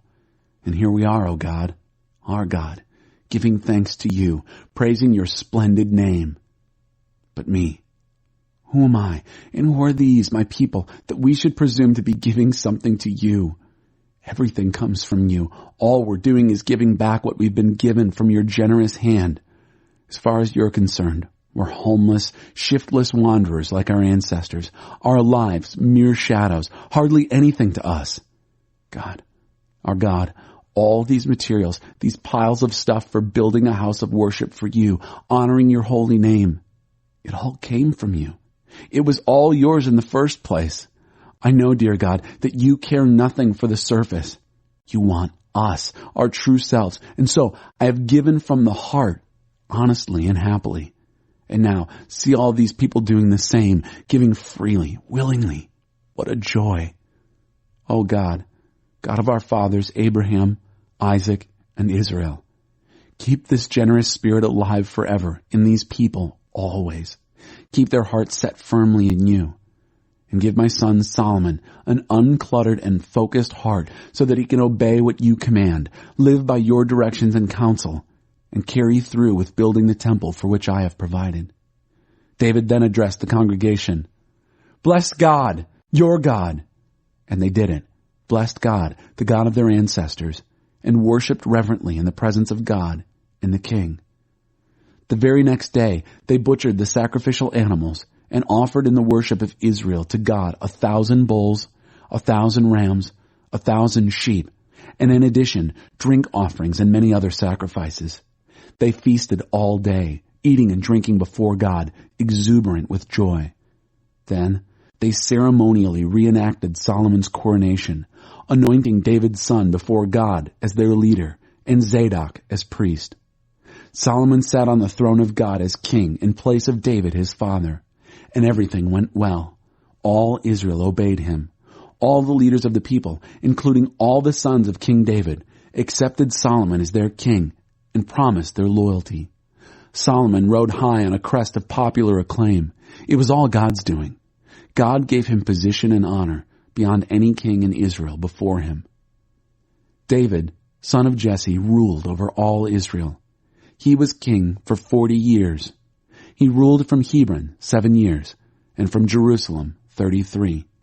He died at a ripe old age, full of days, wealth, and glory. His son Solomon ruled after him. The history of David the king, from start to finish, is written in the Chronicles of Samuel the seer, Nathan the prophet, and Gad the seer, including a full account of his rule, his exploits, and the times through which he and Israel and the surrounding kingdoms passed.